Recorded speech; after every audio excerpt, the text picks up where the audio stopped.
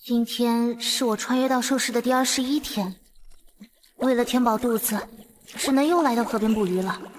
只是我已经很努力在吃了，可还是很瘦，一点肉都没长的样子。不管了，先拿部落给的瘦肉当诱饵，再捕一点鱼。太好了，居然有3只小鱼！就是现在，抓到了！唉，好累啊，怎么每天都又累又饿的？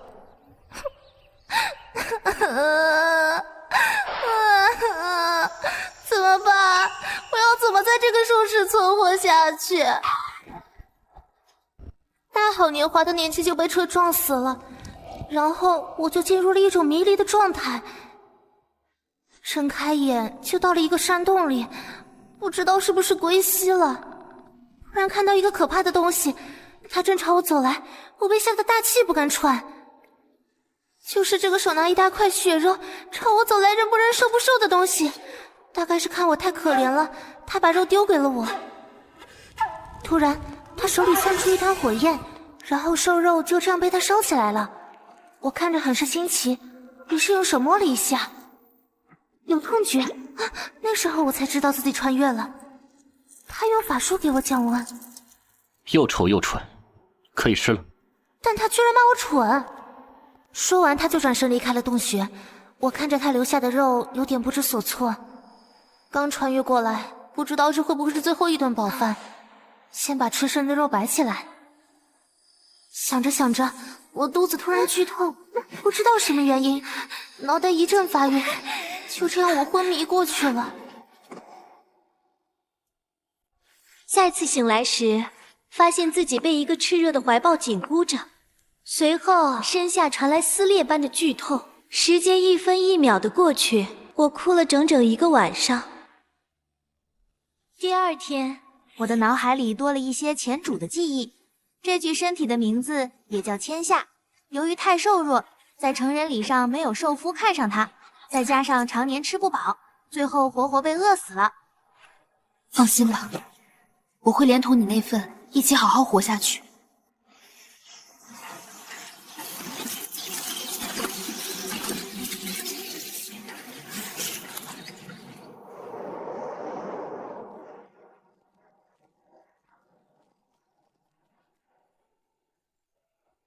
咦，那是什么？是板栗球，晚饭有着落了。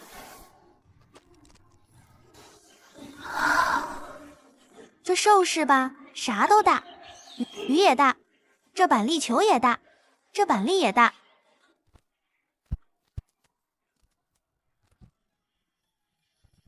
唉，饿得也太快了，今天终于能饱餐一顿了，可怎么吃啊？唉，没锅。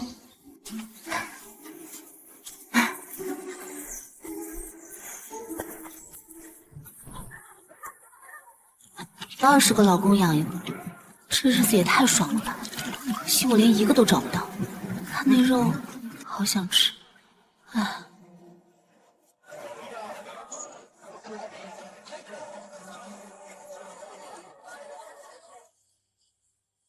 这也太难了，看他们吃肉，我也好想吃啊。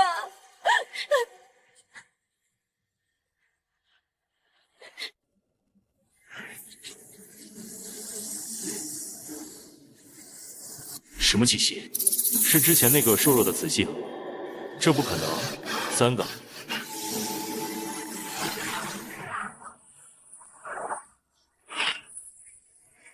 她这么瘦弱，居然怀了3个，我得去看看。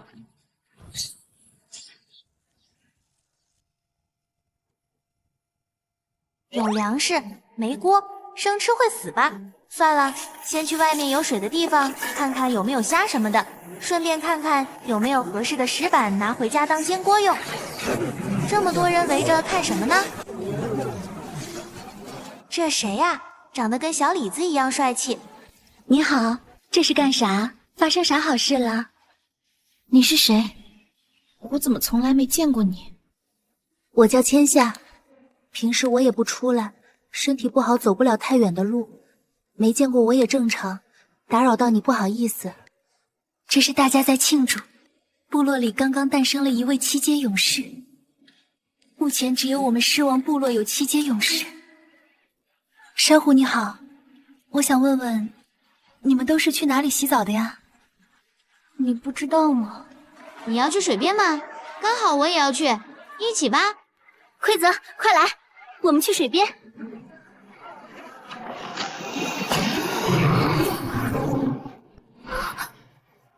奎子，你看他这么瘦，他也要去水边，你带他一程可以吗？走吧。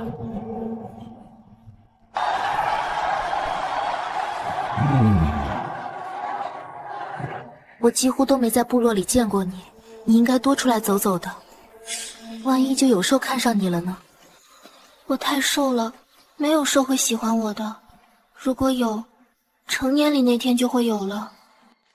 那就先养胖。我有5个兽夫，他们实力都很强，我让他们打猎的时候多打一份，到时候送到你家去。你别哭呀，你别哭，你别哭，我不送就是了。谢谢你，珊瑚，我自己能行。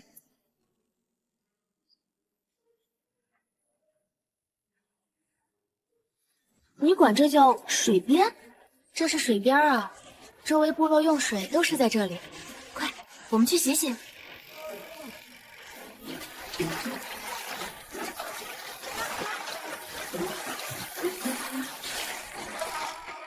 天下好瘦小啊，他一定吃了很多苦吧？怎么了，珊瑚？千夏，今晚到我家吃饭吧。我的兽夫猎到了一头老大的牛兽，我和几个兽夫也吃不完，你来一起吃饭呀？好呀，谢谢珊瑚，改天我给你拿点好东西吃。他自己都过成这样了，还要给我拿好东西。石斑，你有石斑怎么做煎锅啊？鱼都抓到了，他真善良。这珊瑚怎么回事？怎么带着一个这么瘦弱的兽人？就是，还让他自己的兽夫带着，这兽夫也太惨了。珊瑚，你什么情况？你居然让别的雌性坐在你兽夫的背上，关你屁事！我不介意，我的伴侣也不介意，你一个外兽还介意上了，真好笑。哼，这是谁啊？我怎么从来没见过他，瘦成这样，丑死了！哼，等等，我想起来了，这不是住在部落末尾那个成年礼都没兽药的丑东西吗？珊瑚，你怎么跟这种……让你嘴贱！平时嫉妒我就算了，你敢说千夏，看我不打死你！我去，这么生猛的吗？珊瑚，别打了，别打了！哎呦喂，快起来，快起来！你都听着，从今天开始，千夏我罩他。要是让我知道谁敢欺负他，不管雄的雌的，我绝对不会放过。什么神仙姐妹？废物，连自己伴侣都护不住！齐娜，你是不是有病？什么规矩你不懂？怪你伴侣，你还想被打是不是？珊瑚，冷静！你现在冲出去只会让事情更糟。放手！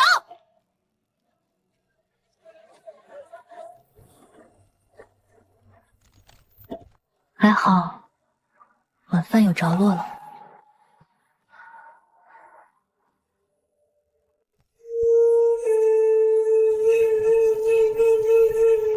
什么动静？副手，这可不严。酋长，部落门口有个兽人说要见你，他的气息好可怕。这样的强者，为什么会来我们部落？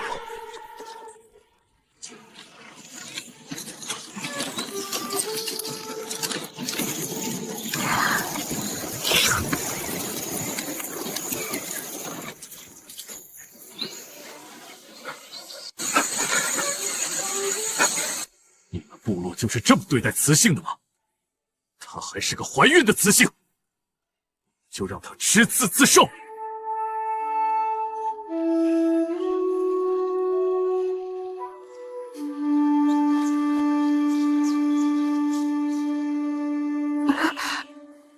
什么情况？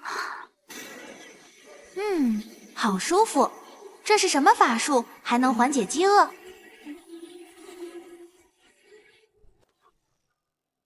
给我安排一个好的大的山洞，东西都给我准备好，然后让你们部落的巫医立刻过来。川儿，你负责去打扫安排山洞，然后马上把巫医请过来。遵命。这肉你留着吃，签下是吧？哼，谁稀罕你那些东西？有我在，什么样的猎物抓不到？把我说的安排好。你刚刚说什么？我怀孕了。我的怀了3个。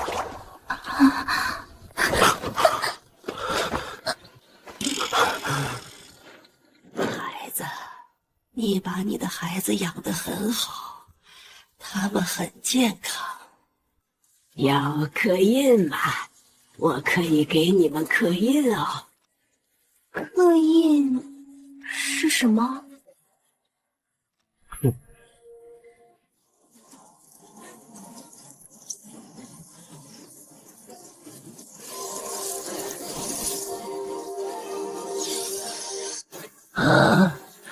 兔子，有趣。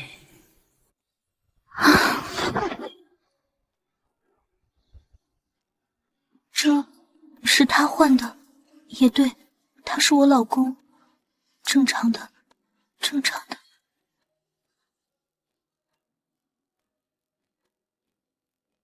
以往睡醒的时候会饿得肚子发痛，可是今天居然没有。难道是因为孩子他爹来了？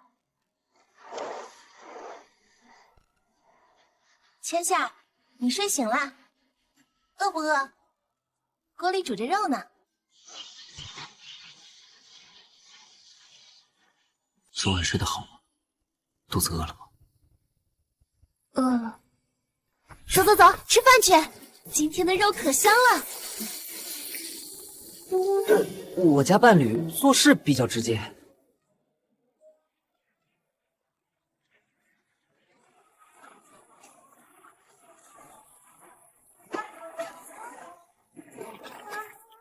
快吃快吃，这是你伴侣早上抓的，可补了。武姨特意交代让你多吃。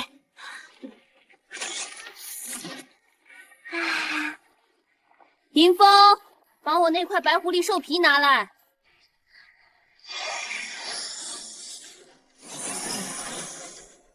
送给千夏。昨天你帮了我们那么多，又还怀着小崽崽，这一块兽皮不算什么。送我。谢谢珊瑚，玄奇帮我拿一下。我的雌性这么厉害？变魔脸，漫画身材，这兽夫长得倒是很帅啊。青夏，你怎么流鼻血了？婆婆，快给他看看，突然流血了。我没事，就是有点激动。激动？肉这么好吃，我晚点再去抓。刚刚觉得你太好看了，情不自禁。来都来了，再诊诊脉吧。身子之前亏了，加上崽崽吸收大，药不能断，多吃吃饱，能量补上，自然就长肉了。好孩子，可千万别因为崽崽吸收母体能量就讨厌它们，被母兽讨厌，崽崽可能会畸形的。婆婆，你放心，我不会讨厌崽崽的。他们是我的崽，我爱他们都来不及。对，就这2块，搬上来。迎风，用你的锋刃从这里切开，大概这么厚，里面掏空，边缘打磨光滑，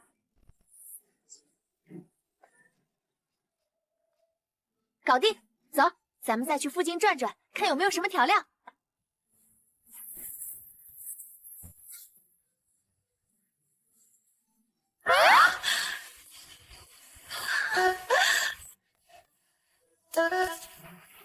啊！我去，小米辣长这么大！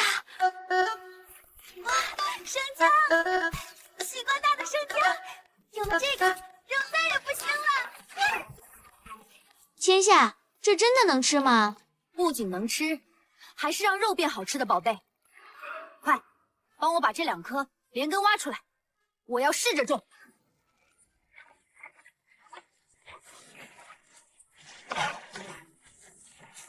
冷水下锅，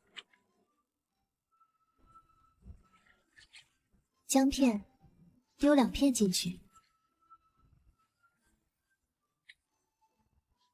辣椒自己加啊，先少加点试试，很刺激的。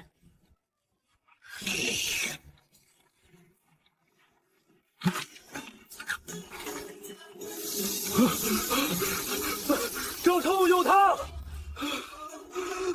这叫刺辣，放少点就刚好，能提味。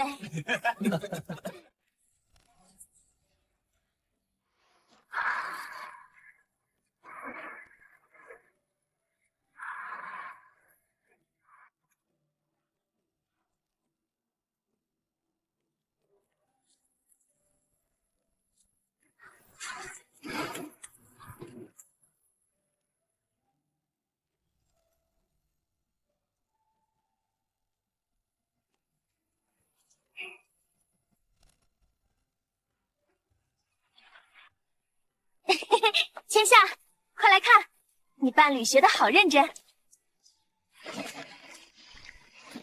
认真做饭的男人有点帅啊。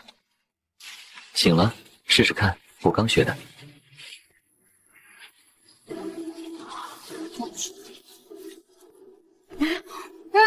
好吃，第1次做就很成功了。你喜欢就好，以后我做给你吃。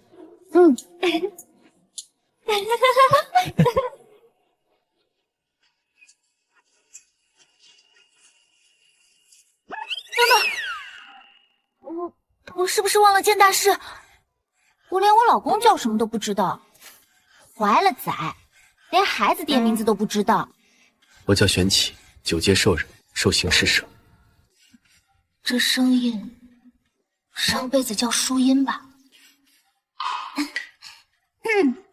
真好听。我叫千夏。我知道了。你怎么知道？珊瑚不是一直签下的喊你吗？我可能真的意孕傻3年了。对不起。怎么啦？那天我不是故意的。那天我与野兽在森林缠斗之后，闻了太多幽情花，找到了一处山洞，本想在山洞里静养一段时间，但是遇到了泥塘的山洞里。那是幽情花，好像会催情。我闻了太多，别讨厌仔仔，我养得起你们。我没讨厌仔仔，他们是我的孩子，说不定是兽神看你可怜，才把我送来的呢。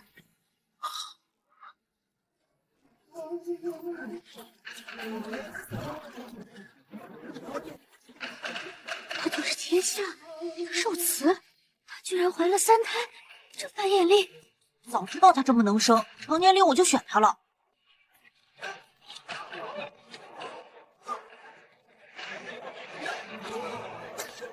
大家看清楚了，这个圆圆的东西，我叫它10碗。它用整块石头磨出来，可以盛汤，也能盛肉，不用担心漏掉哪怕一滴汁水。以后吃东西用它。千夏回来了。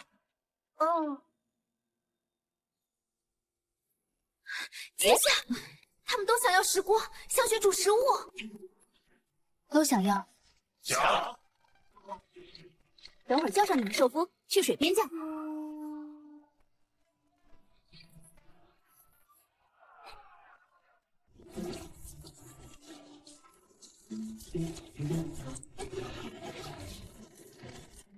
我脸上有花。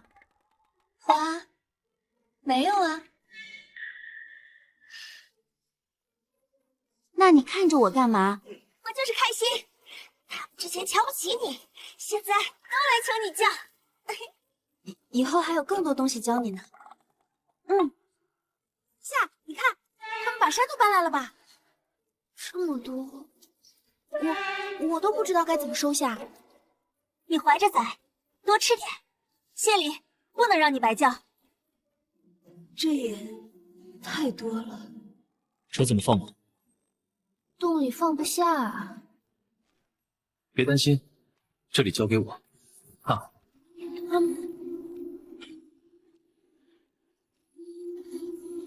都不见了。只是换了个地方，待会儿就能用上。你真有空间异能，还能操控时间。我有3个异能：冰、火、空间，还都是顶级的，所以你可以横着。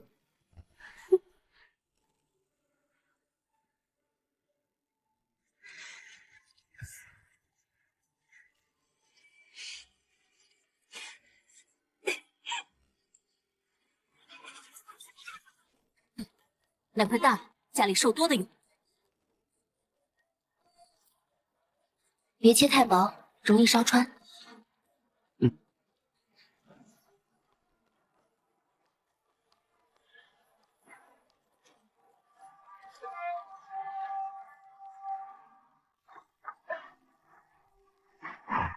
老公，把那棵树从这儿砍断。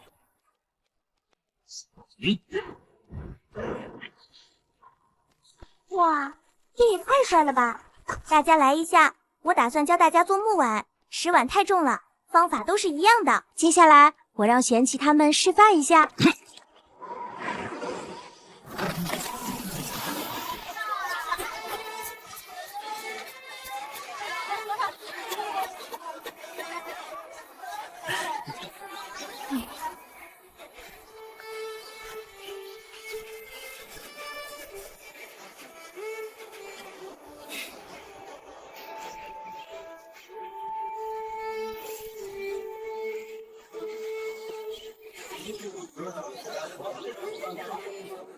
看，这样轻便多了。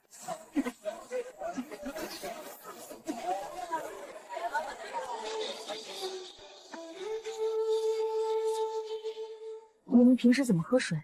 半夜口渴怎么办？让寿夫去取啊。白天就来水边喝。是的，我也是这样。千夏有什么问题吗？是的，是的，我们都很乐意为伴侣服务。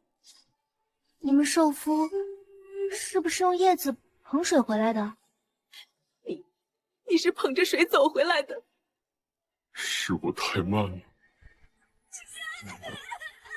辛苦你了，熊山。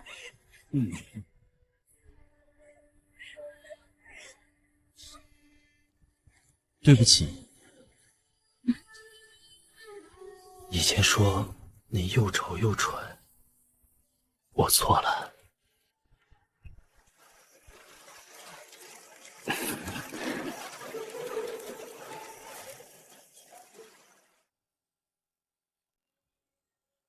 好了好了，大家都不要伤感了。我跟你们说这些，是希望你们能够明白有工具的便利性，以及希望你们能够肯定伴侣为你们做的付出。用一只漂，一次就能从河里舀起足够的水，省力又干净。你们要相信你们的伴侣爱你们，超过他们的生命，所以你们都要对自己的伴侣好一点哦。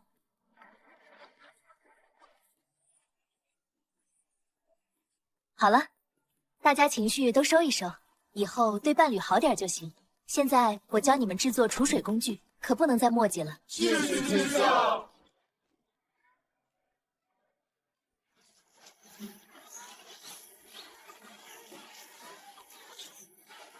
姐，帮我把这棵树砍下来，分成几段。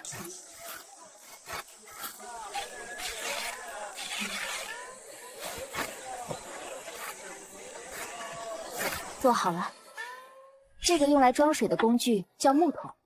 这个盖子盖在上面，是防止小虫子或者灰尘落进去。不干净的水源可是会让兽生病的。这个呢叫木漂，药水用的。好了，这样就是一个干净的木桶了。大家都会了吧？会了就开始动手吧。等等，你们看好了树再砍哦，不要乱砍树木破坏森林。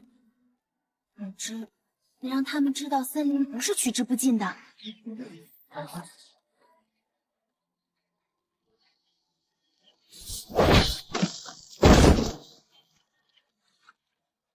珊瑚，这种类活我来吧，我用风翼能一下就能装满。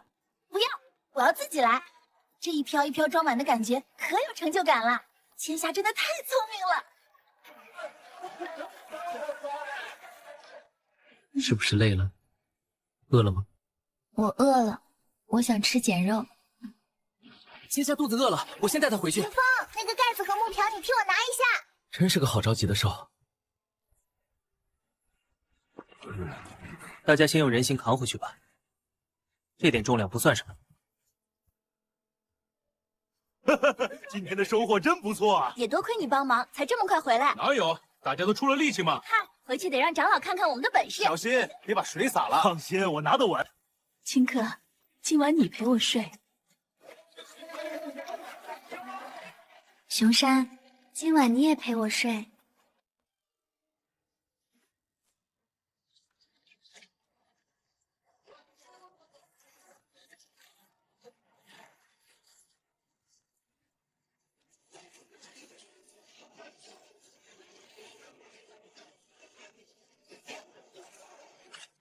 这不是青稞吗？他扛着这个大木头是干什么？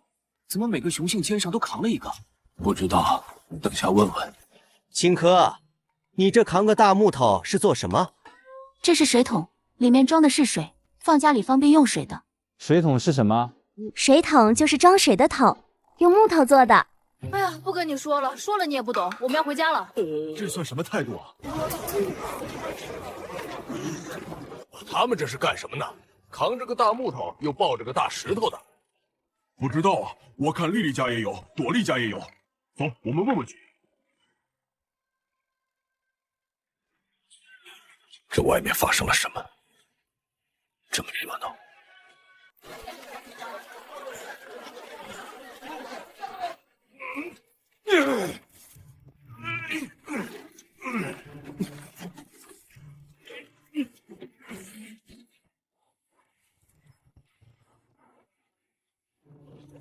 熊山，你在干什么呢？哎呦喂，韩川，你什么时候来的？这不声不响的吓我一跳。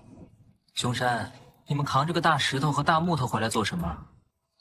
你好歹是个熊，这都给你吓到了。快，你先回答我。我看你们一群人都扛了一个大木头。这不是木头，是木桶，装水用的。以后口渴想喝水，就不用总跑到河边了，没水了再去把它装满就行。这个是石锅，猪肉熬汤甚至煎肉都用得上。这些木碗木勺拿来盛食物。猪肉汤怎么煮？我长这么大还没听过猪肉汤喝。我们要么吃生的，要么就火烤。我也不知道，等下我们都去找千夏，千夏会教我们的。我先得洗洗，刚才回来的路上有鸟往里头拉了屎。你说千夏，这跟那个瘦得可怜的千夏有什么关系？当然有关系啊！这水桶、石锅还有木碗，都是他教我们做的。他还要教我们怎么用石锅呢。你这么好奇，等会儿跟着我过去看看，不就知道了？桶的水连猎物都洗不干净，洗澡还得去河边。哼，你个单身兽懂个屁！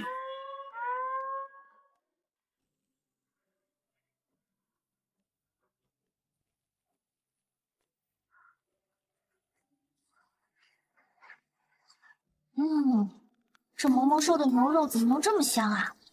上辈子的顶级牛排也比不上它的一口肥嫩，满嘴肉汁，幸福的眼睛都要迷没了。再来一口。你好像很喜欢吃这个兽的肉。对呀，这个肉又肥又嫩，非常美味。你喜欢吃就好。那我多抓点，你吃个够。有个这么体贴还会照顾人的老公，真是选对了。忽然觉得前面苦也不算白吃，果然有老公是好的啊！可以顿顿吃饱饭了。大家都再等一等，千夏还怀着崽崽呢，这会儿肯定还在吃饭，身体重要。我先进去瞧瞧，等他吃好了，我再出来喊你们。百川，你的脸色倒是越来越淡漠了。我只是来看看情况。好，我上辈子可是大美女，受不了这鬼样，一定要长点肉回来。吃的咋样啦？吃饱没？好香。偷偷告诉你个好消息，今天我伴侣找到了奶果，这种果子的汁水白白的像奶水，酸酸甜甜的，雌性和崽子都馋死了。等晚点让他去多摘些给你送过来。奶果，白色的，口感酸酸甜甜的，怎么听起来像乳酸菌饮料啊？啊，珊瑚，谢了，你也快来尝尝，这牛肉简直一叫。我不吃了，我刚吃饱呢。外面大家都在眼巴巴等你的命令呢，等你吃爽了，我出去招招手，给他们全喊进来。你怎么比我还兴奋？开心的嘴都合不拢了。我也说不上来，反正就是觉得你厉害。看你把那群之前小看你的家伙收拾得服服帖帖，还得过来请教你的样子，我心里就超级爽。好，好，好，为了让你更爽，咱们马上开课。谢谢老公，我吃饱了。趁我休息的时候，麻烦你再切些生肉拿出来当教具，好不好？到底是什么意思？他为什么总这么喊我？罢了，既然是伴侣的要求，做什么都可以。来得巧，赶紧占个风水宝地，不然等会儿啥都看不见了。以后你们在家里把石锅像这样架在火堆上，火不要太旺，让它均匀的烧着底部，烟会慢慢从边缘冒出来，那就对了。记住，锅要稳，火要缓。接着是重头戏，这一碗里白色凝固的东西叫油脂，它是把瘦肉上最肥的那部分煎出来的，煎成这样能放很久。丢进热锅里，它会立刻化开。油脂可以让食物变香，更好吃。最关键的是，用了它煎肉，肉就不会粘在锅上铲不动。这就叫不粘锅。哇，这也太香了吧！比平时直接烤肉香多了。我现在就想咬一口肉。千夏真的聪明，那白花花的肥肉，咱们以前都觉得腻，直接白送都没人吃。大火一定要控住，如果不掌握好火候，把肉煎老了，就很难嚼得动。咬不动还费牙，不懂行的就先把火调小点。这个叫筷子，目前只是简易版，等回头玄奇做出一副精致漂亮的，各位雄性可以过来跟他取经。接着演示最后一道程序。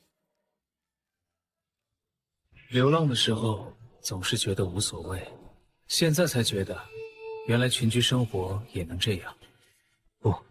不是生活，是因为遇到了他，一切才变得有意思。接下来将辣椒放入锅中。糟糕，可能过敏。你快出去，我山洞口的水桶里有清水，你先去喝点水洗个脸，顺便透透气。别担心，你的伴侣在这盯着学就行了。等下你不懂的，直接让他回家手把手教你。大家别乱，剩下的跟我看熟度。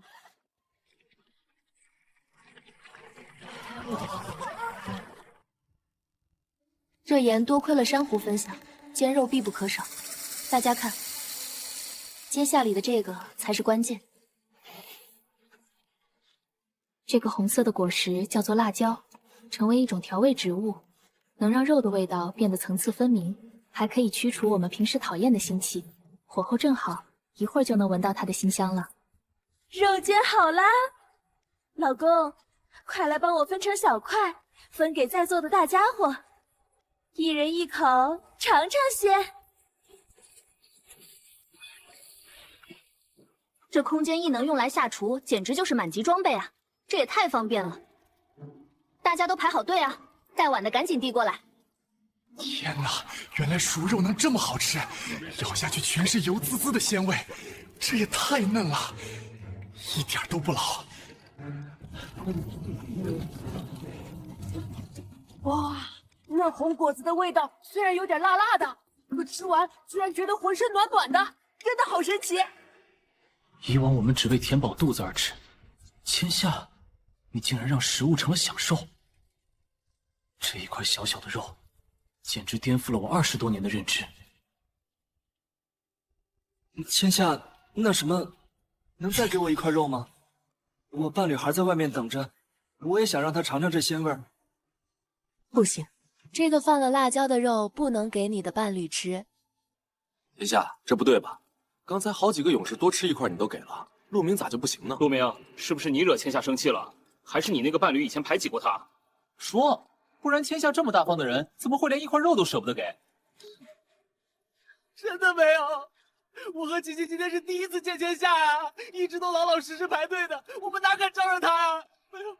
停，快住口！你们别乱想，陆明这小奶狗的委屈模样，我都看不过去了。陆明，你先听我解释。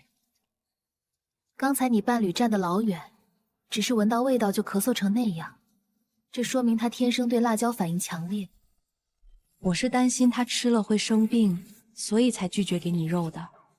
哎呀，陆明，真是对不住，我们这嘴太臭，瞎猜你呢。没事，大家也是因为在乎千夏嘛。我也明白了，千夏你是救我伴侣一命，谢谢你。回去自己试试普通的盐肉煎给他，没关系，只要你想学，这门技术带不走的。我了个天哪！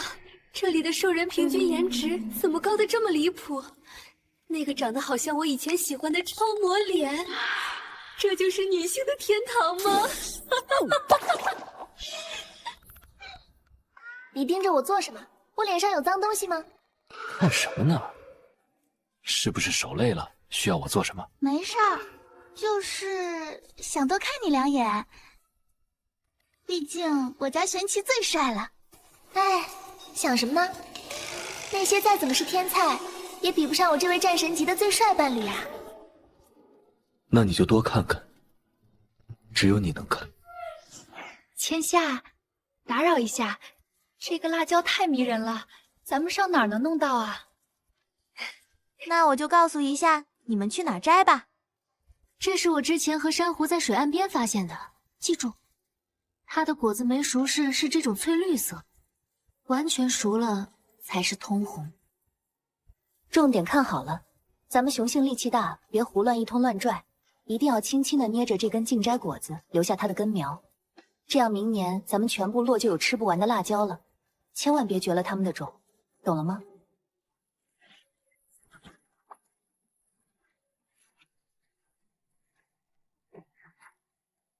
煎肉的部分大家学的差不多了，接下来咱们开始学怎么煮肉汤。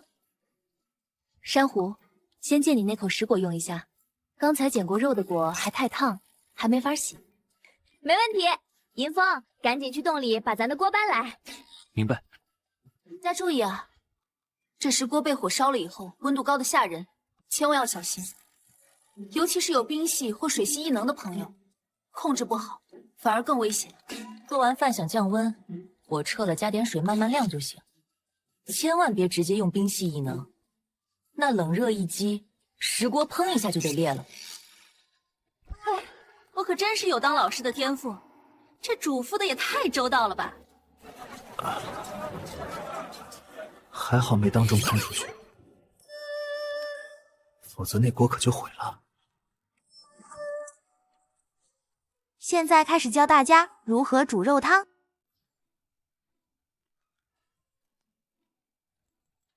好，猪肉汤开始。第一步，加水。像这样，我今天用这一大锅，是因为你们人多。平常自己家里煮就按口数来，水别放太满，留点翻滚的余地。记住了。等水开后再加肉，这样汤才清。水稍微多倒点儿，火猛了会蒸发一部分。火候正好，再熬一会儿就能入口了。香味已经出来了。你们之前是不是无论怎么煮，这肉都会有一股怪腥味儿？对啊，没错，一直都是那种味儿。熬很久都去不掉。嘿嘿，有点好笑，就像在教幼儿园的小朋友啊。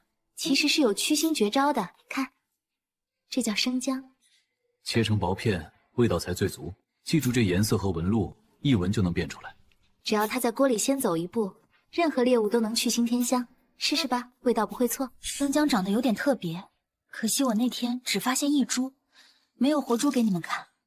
不过这里有一块，等会儿你们谁想试试，可以带一点碎块回去。千夏怀着崽，还这么辛苦教你们分东西，咱们部落不能让千夏白忙活，别只顾着嘴上说谢。明天各家自觉送一头猎物过来，不过分，绝对不过分。明天也有送猎物跑过来。千夏最近喜欢吃那种肉质细腻的馍馍馍。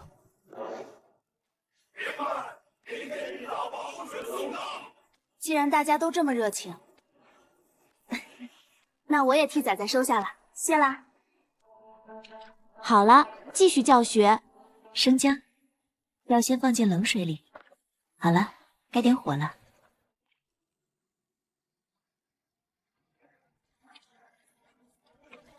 小火不要太猛。你们看上面的这些浮沫是煮出来的脏东西，用木勺撇干净。等到汤面清澈了，小火慢煮一会儿更香。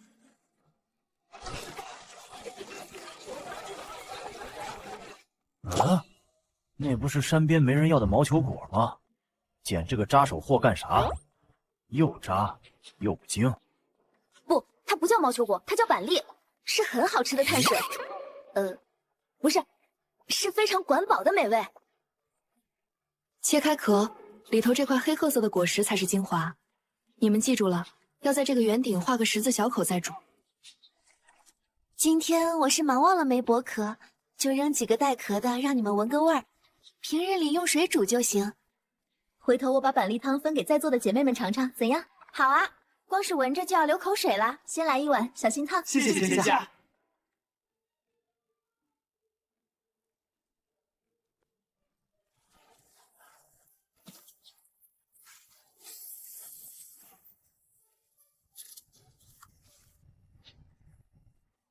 大家都把碗拿过来吧。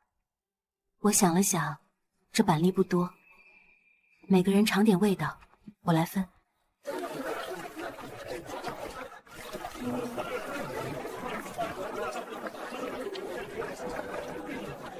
这就是我们辛苦练出来的味道吗？好香，像是阳光落进了碗里。真不可思议！一起尝尝吧。天哪，太好吃了！这肉汤竟然一点腥味都没有，甚至还有点甜。这叫板栗的东西，吃起来糯糯甜甜的。千夏，你也太神了！哎，这才能叫食物啊！跟这一比，我们以前吃的那纯粹只是为了活着。好了，煎肉和肉汤的教程已经都教完了，现在让我的寿夫给你们分一下生姜，你们排队向他领。我要去休息了。你乖乖睡觉，剩下的事由我，什么都不准操心。听到动静也不要动，有事再叫我。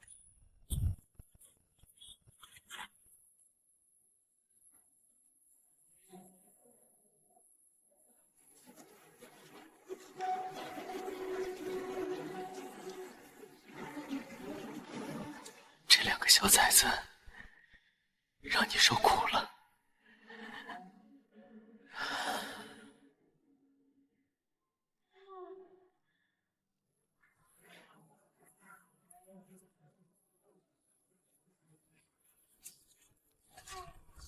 排队来领。谢谢齐大人。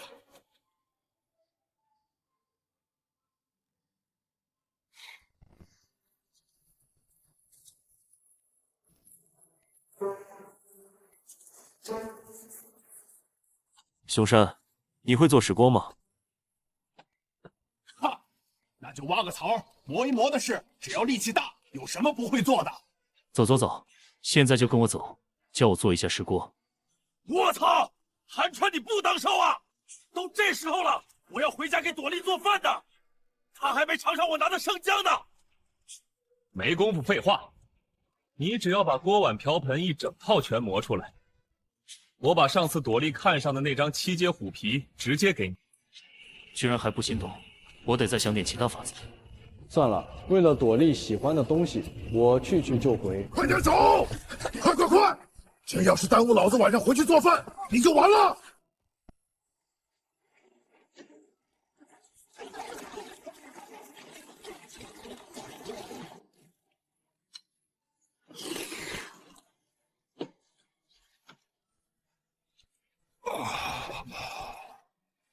真的是那个最瘦小的千夏做出来的，那口石锅也是他指点的。阿父，我不仅看了全过程，我还是过了生肉片的处理。这一锅就是我按它每一个步骤放了生姜出来的效果。您觉得如何？这孩子，我记得就是去年成年礼的时候，个子比人家缩了一圈。没一个雄性求爱，没人选他的那个雌性，对吧？对，他那时身体极其不好，也就是因为他是捡回来的外族孩子，瘦骨如柴的。没过成年礼，我也没在意，一直到他的蛇兽夫强行要带他迁户的那天，我才第3次见他。那个时候，他在他的洞里吃烤刺刺兽，那场景，我看了一辈子兽人，没见过。你说什么？我听清楚了没？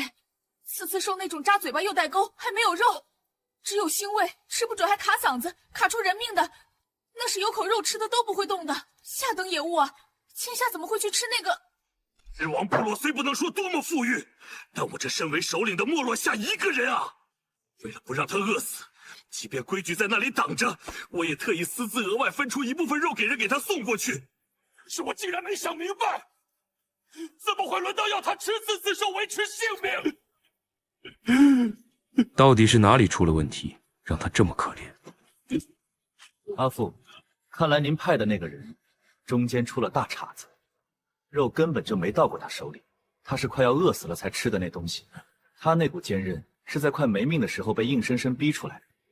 当初这肉你是安排谁送过去的？最初也就是随便一个刚好顺手的族人帮手，那个受人尊敬的新血脉。虎月，明白了。既然他在中间把给小雌性救命的口粮克扣了，还能做到满面清廉，真是部落里的好兄弟。阿福，这件事不用你分心去扯开面子，交给我去处理。这种事情，阿福不太好出面惩治。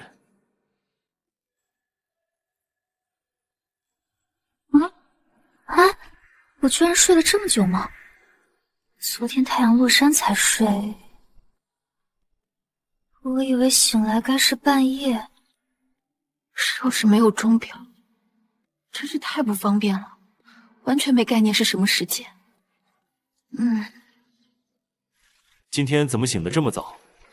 睡醒了以后，一定要用清香木的树枝清洁口腔，然后用水洗个脸，然后就可以吃东西了。可能昨天睡得早吧，所以今天醒得也早。洗好了过来，我给你弄吃的。今天还是吃煎肉吗？玄奇，你有没有发现我的睡觉时间越来越长了，而且感觉饭量也大了很多。你怀着崽崽，睡眠多，食量变大都是正常的。那我多久会生崽崽？以前幻想当妈，万万没想到竟然是生3条小蛇。唉，穿越的人生真的不需要逻辑。怀崽崽要2个多月，大概70天左右。等崽崽出生以后，我就要孵蛋了，那也得差不多60天。怎么了？脸色突然这么难看？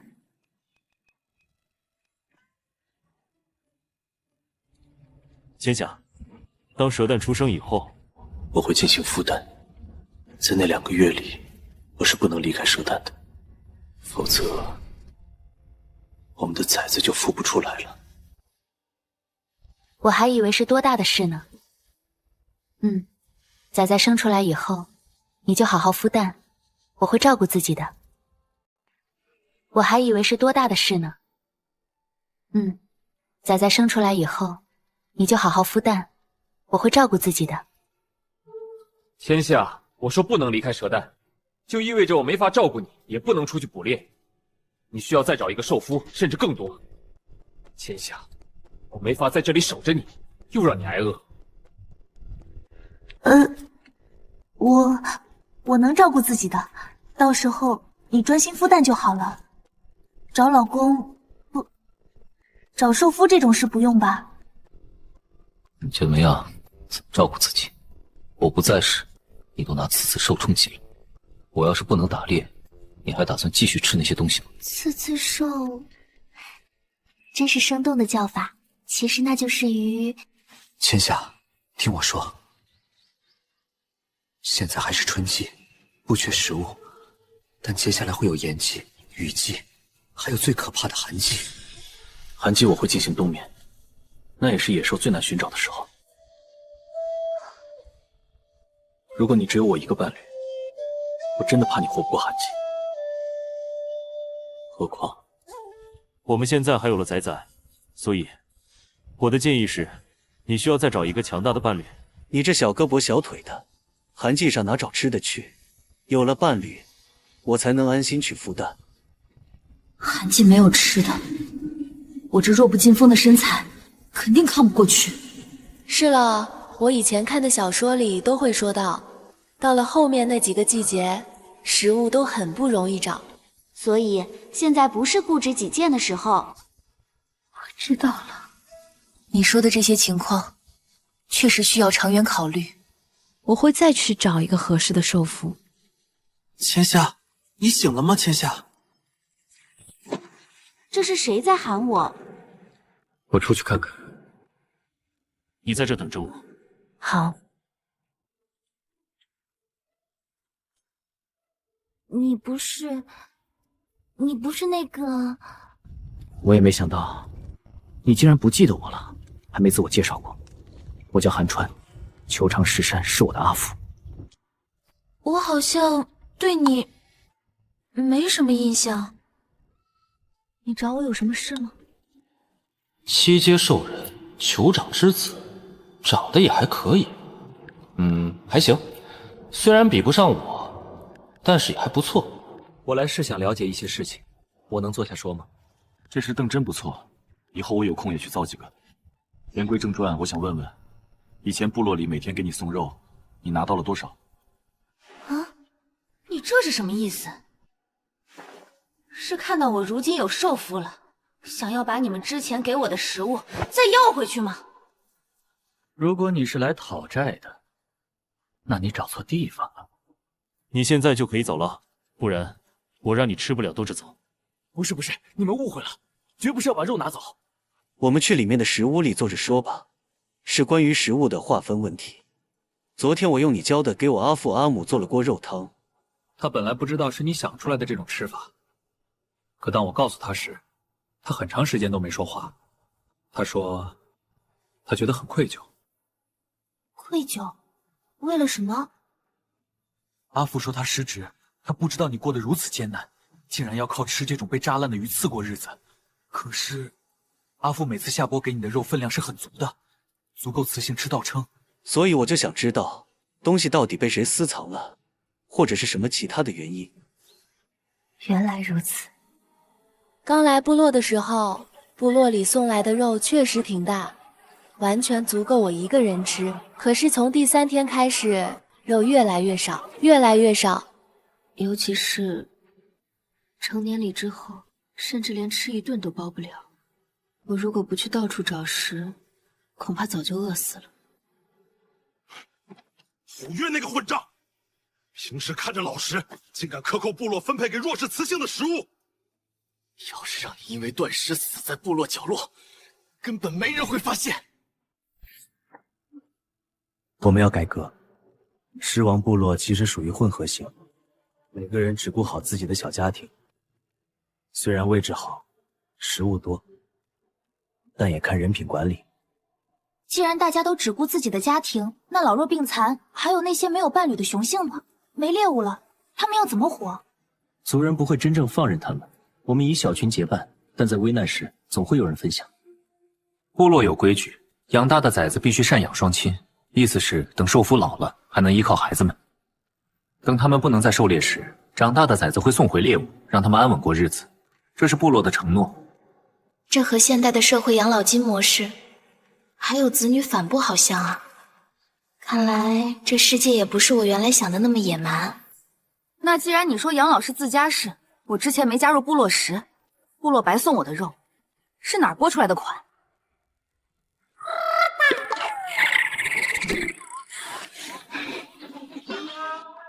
韩川，你绕了这么大一圈，到底想跟我说什么？直说吧。我想说的是，那些之前部落送来的肉，其实是我阿父自己的食物。他是从他自己的那份口粮里分出一大块给你的。那我特地来问清楚，就是想知道最后到底有多少肉送到了你手里。既然现在我明白了是中间出了问题，那我想解释清楚，部落并没有因为你还没找到伴侣，没真正加入，就不给你食物吃。请你不要误会部落。行，我知道了。谢谢酋长的一番好意，这份心我记下了。不过我还真有个不解的地方，想问问。你说，为什么一定要找一个金狮兽人当伴侣，才算正式加入部落？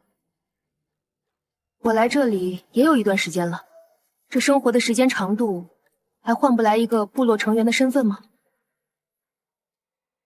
这生活的时间长度，还换不来一个部落成员的身份吗？如果你是雄性，当然没有这种问题。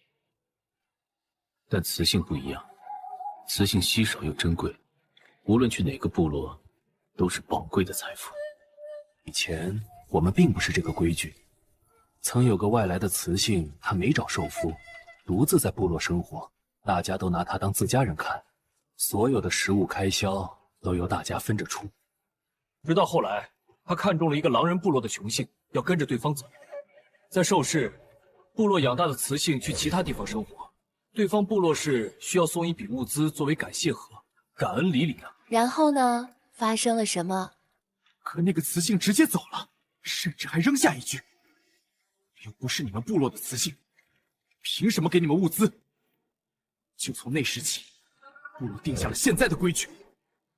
不对啊，你刚才说部落是各自管各自的家庭，不交税不交粮，那他没受夫的时候，又是谁供他吃饭？你可别跟我说是那些雄性向他求爱，然后给他送吃食，然后被你们归类为部落提供的。当然不会，追求者的是好事他们个人的事，送什么都不计入部落公账。这是说来话长。当时他来到部落门口哭诉，想求生存。那时候狮王部落缺雌性，自然是热心接纳的。一开始单身雄性都赶着去讨好，把他当准伴侣伺候，可他光拿东西，却一副瞧不上人的模样。慢慢的，大家也心冷了，没人再愿意追求他。最后他没饭吃了，就去找我阿父哭。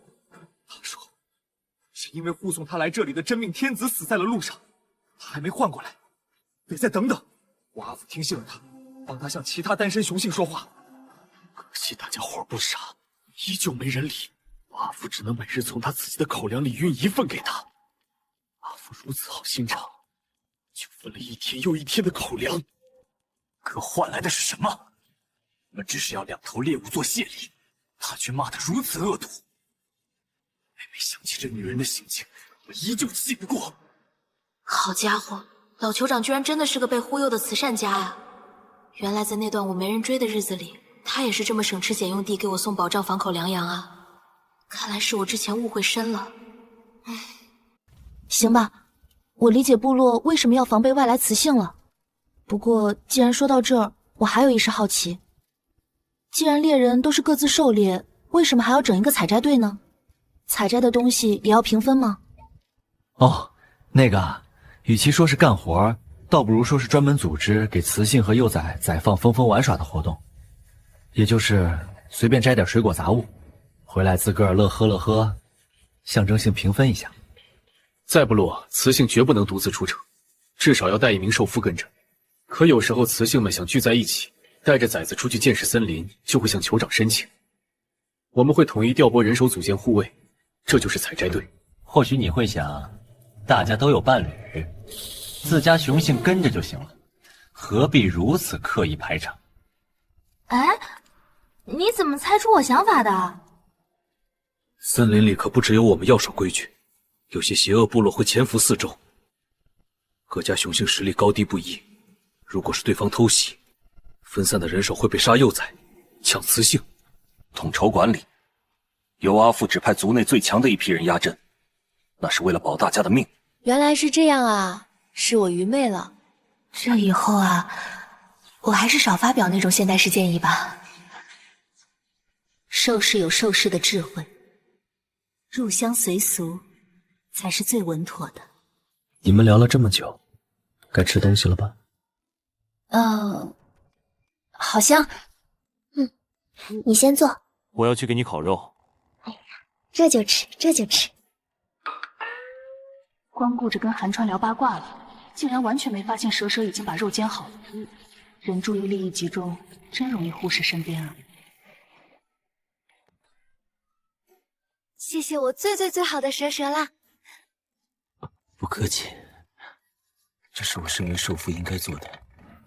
奇怪，怎么总觉得心里不太舒服呢？那个，这么早打扰了，我已经了解情况了，一旦有结果，我会再通知你一声。我先走了。哎，韩川，哎呀，怎么走的也太快了？尤其是在成年礼之后，给我的肉缩的连塞牙缝都不够，只是在吊着我这一口气没绝种。可是剩下的肉呢？被谁贪走了？从韩川的话来看，部落当初分配给原主的肉量本来是足够的，可是按照原主的记忆，自从那个寒冬第3天开始，送肉的频率就变了。如果是我的话，抓到那个贪污公款、贪掉救命粮的人，我一定要让他血债血偿。可是现在的我，连他是谁都还找不到，不甘心。可是我能怎么做呢？那个真正的千夏已经死在那个冷飕飕的早上了，没人知道。大家都觉得我现在的虚弱是常态，这种代价根本就不对等，顶多一个记过。可是一个鲜活的生命，怎么，你就这么看上那个韩川了？刚走，就一副失魂落魄、丢了魂儿的样子。如果你真的这么想让他做伴侣，我现在就出去给你抢回来。真的吗？原来伴侣还能用抢的呀！你竟然真的想让他抢回来？微微，这怎么还不高兴了？刚才不是你自己说要抢吗？既然你要送，我就欣然同意呀。你生什么气呀，蛇蛇？我没生气，我不该说那种话。可是你竟然点头了，你就不能骗骗我吗？逗你玩的，笨蛇蛇！我哪里看得上什么韩川？他那种冷硬性格，哪有你这种小娇蛇好玩？我刚才在想的是，若是韩川找到了偷我肉的人，要怎么罚？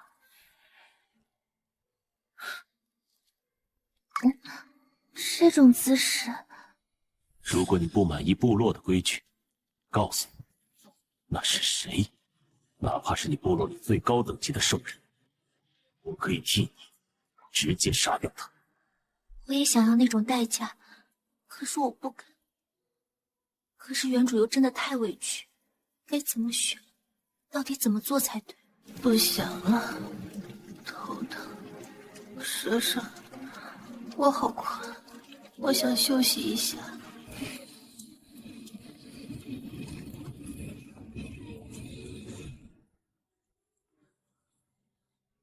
睡吧，我就在火堆边守着，这儿很安全，有什么事，你只要喊一声就行。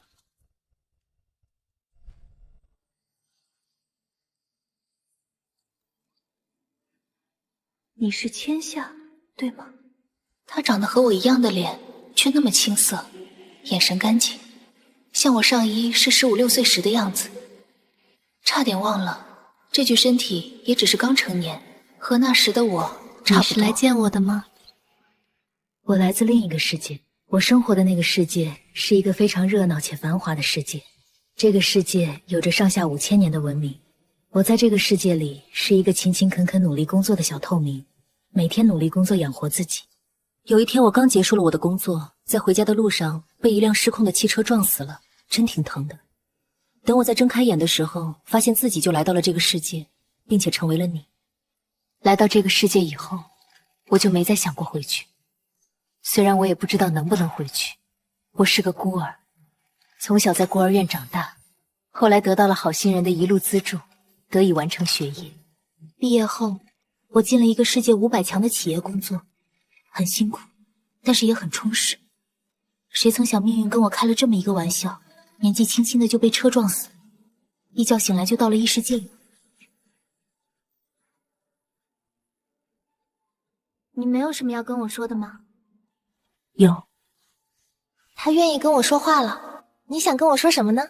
我来自北大陆，是兔兽一族。北大陆的寒季非常的漫长，于是我们一家决定搬迁到更适时居住的南大陆。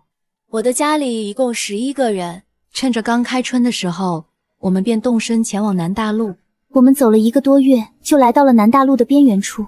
然而，有一些流浪的坏兽，他们就生活在这边缘之地，看到我们的到来，便生了坏心思。我们表示愿意把所有物资都给他们，只求他们放过自己。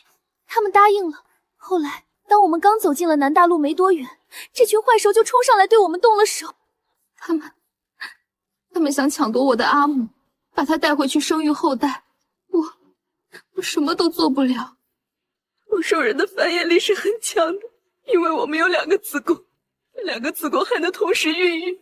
这些坏兽是看到了阿父们身上的印记，知道我阿姆是兔兽人，所以变起了坏心思。阿父们奋力抵抗，阿娘则带着我们逃跑。最后逃跑的过程中，我和家人们分散了。至于走了多远多久，我也不知道。最后我晕倒了，然后被狮王部落的兽人捡回了部落。如果可以，我希望你能替我寻找我的亲人。最后我晕倒了，然后被狮王部落的兽人捡回了部落。如果可以，我希望你能替我寻找我的亲人。但我阿姆若是还活着，我阿父们若是没死，一定会去找他的。兽印可以感应到。兽印？你是说这个印记吗？啊！你结旅了？结旅了。伴侣是一条9阶的蛇兽人，我现在还怀了3个崽崽。9阶兽人的伴侣还有了崽崽？为什么你这么瘦还找到了兽夫？你现在的样子和当初的我并没有什么区别。这个说来话长。我白捡的伴侣，我也很萌。我离开之前也曾试着去接触那些单身的雄性，可是他们纷纷避开我。即便是我说自己繁衍力不低，却依旧没有人相信。也是我那个身板像一副骨架的样子。但我是饿瘦的，只要吃饱养一段时间，我就能胖回来了。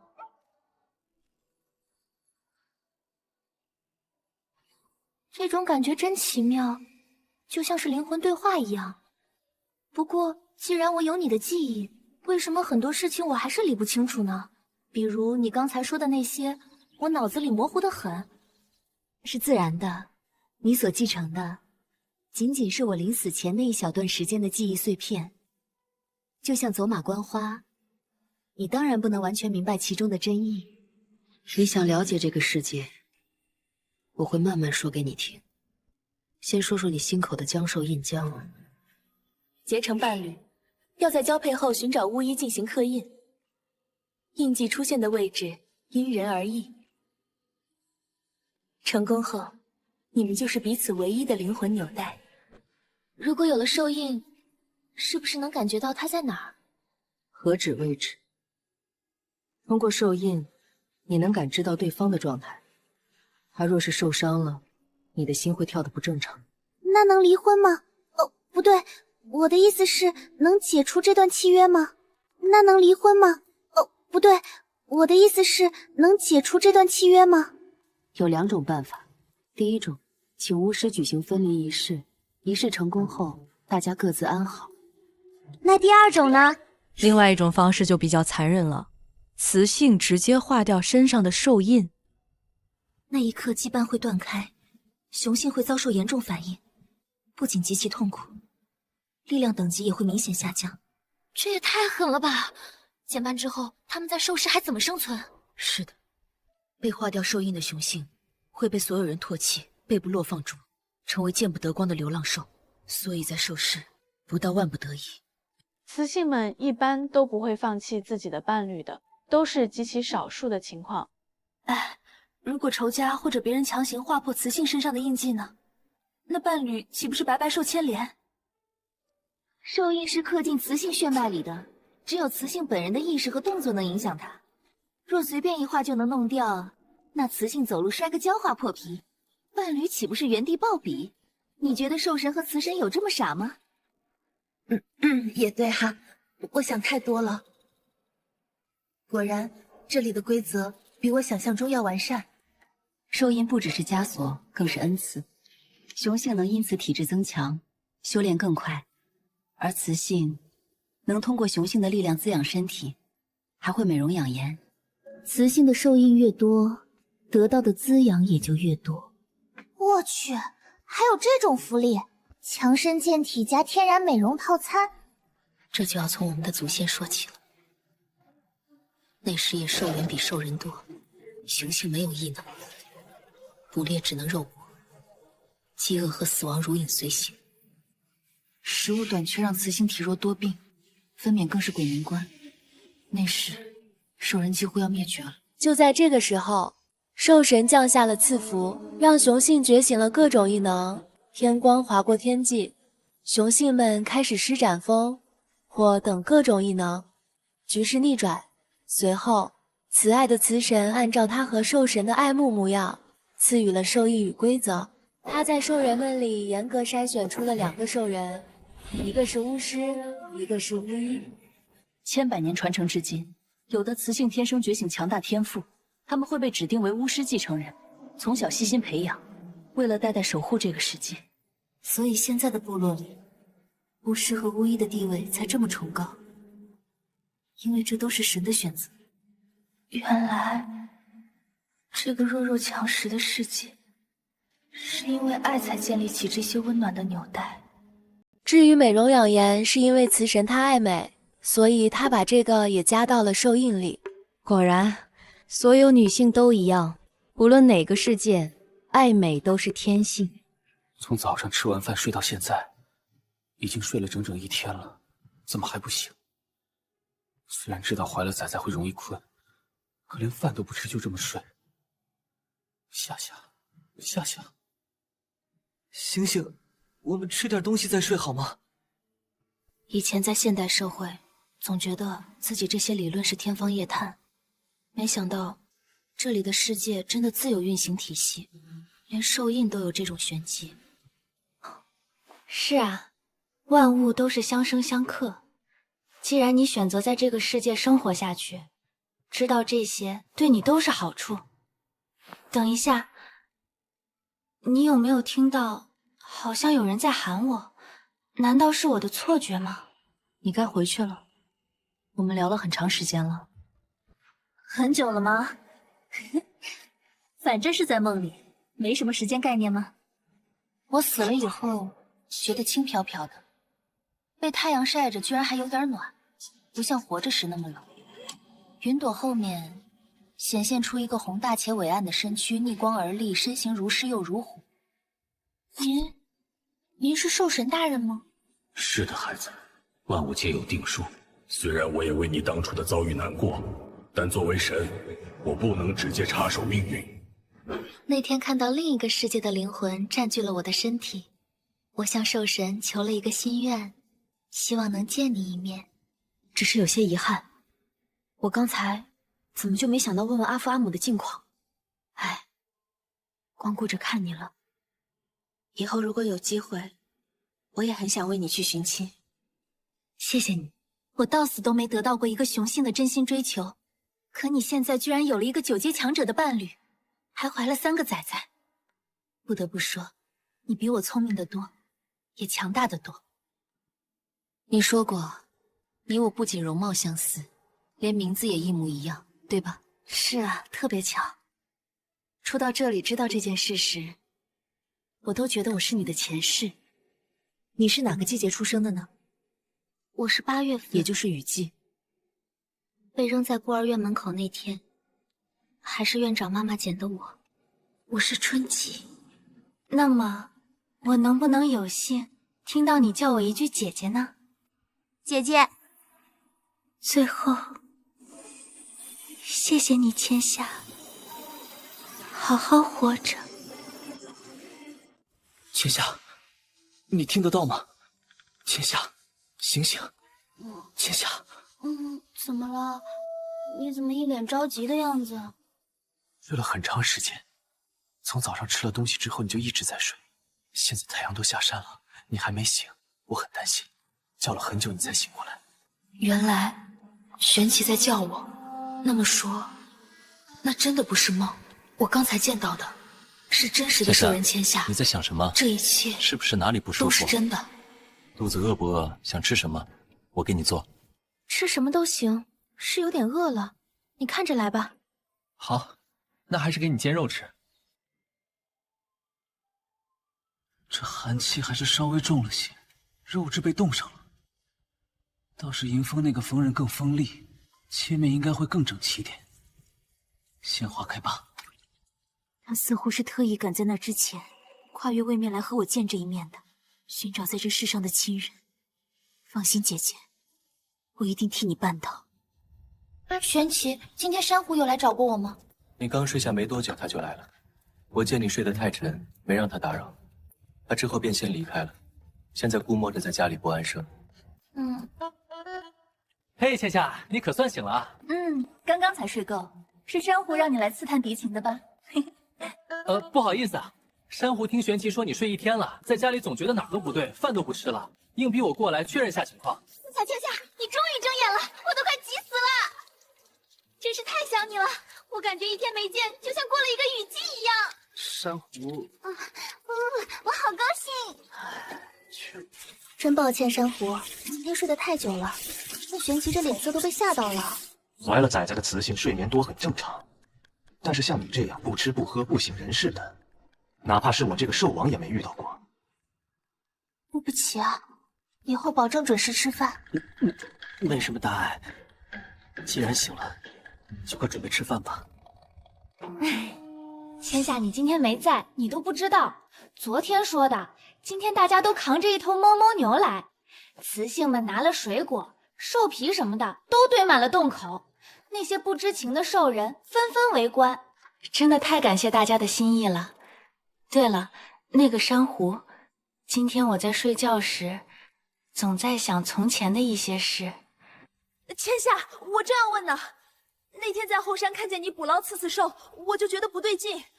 我后来听说你那段日子总是一个人在山边吃那个毒物，还不肯答应跟我去狮王部落蹭饭，真是担心死我了。哎呀，大家干嘛这种表情？其实我也不是没办法才吃的，我是因为知道它美味，尤其是做成鱼汤那个白仙杆，那儿的刺刺兽，当初都要被我一个人吃完了。刺刺兽是能吃的吗？我们部落里都没有人吃刺刺兽，一个不小心还会吃死了。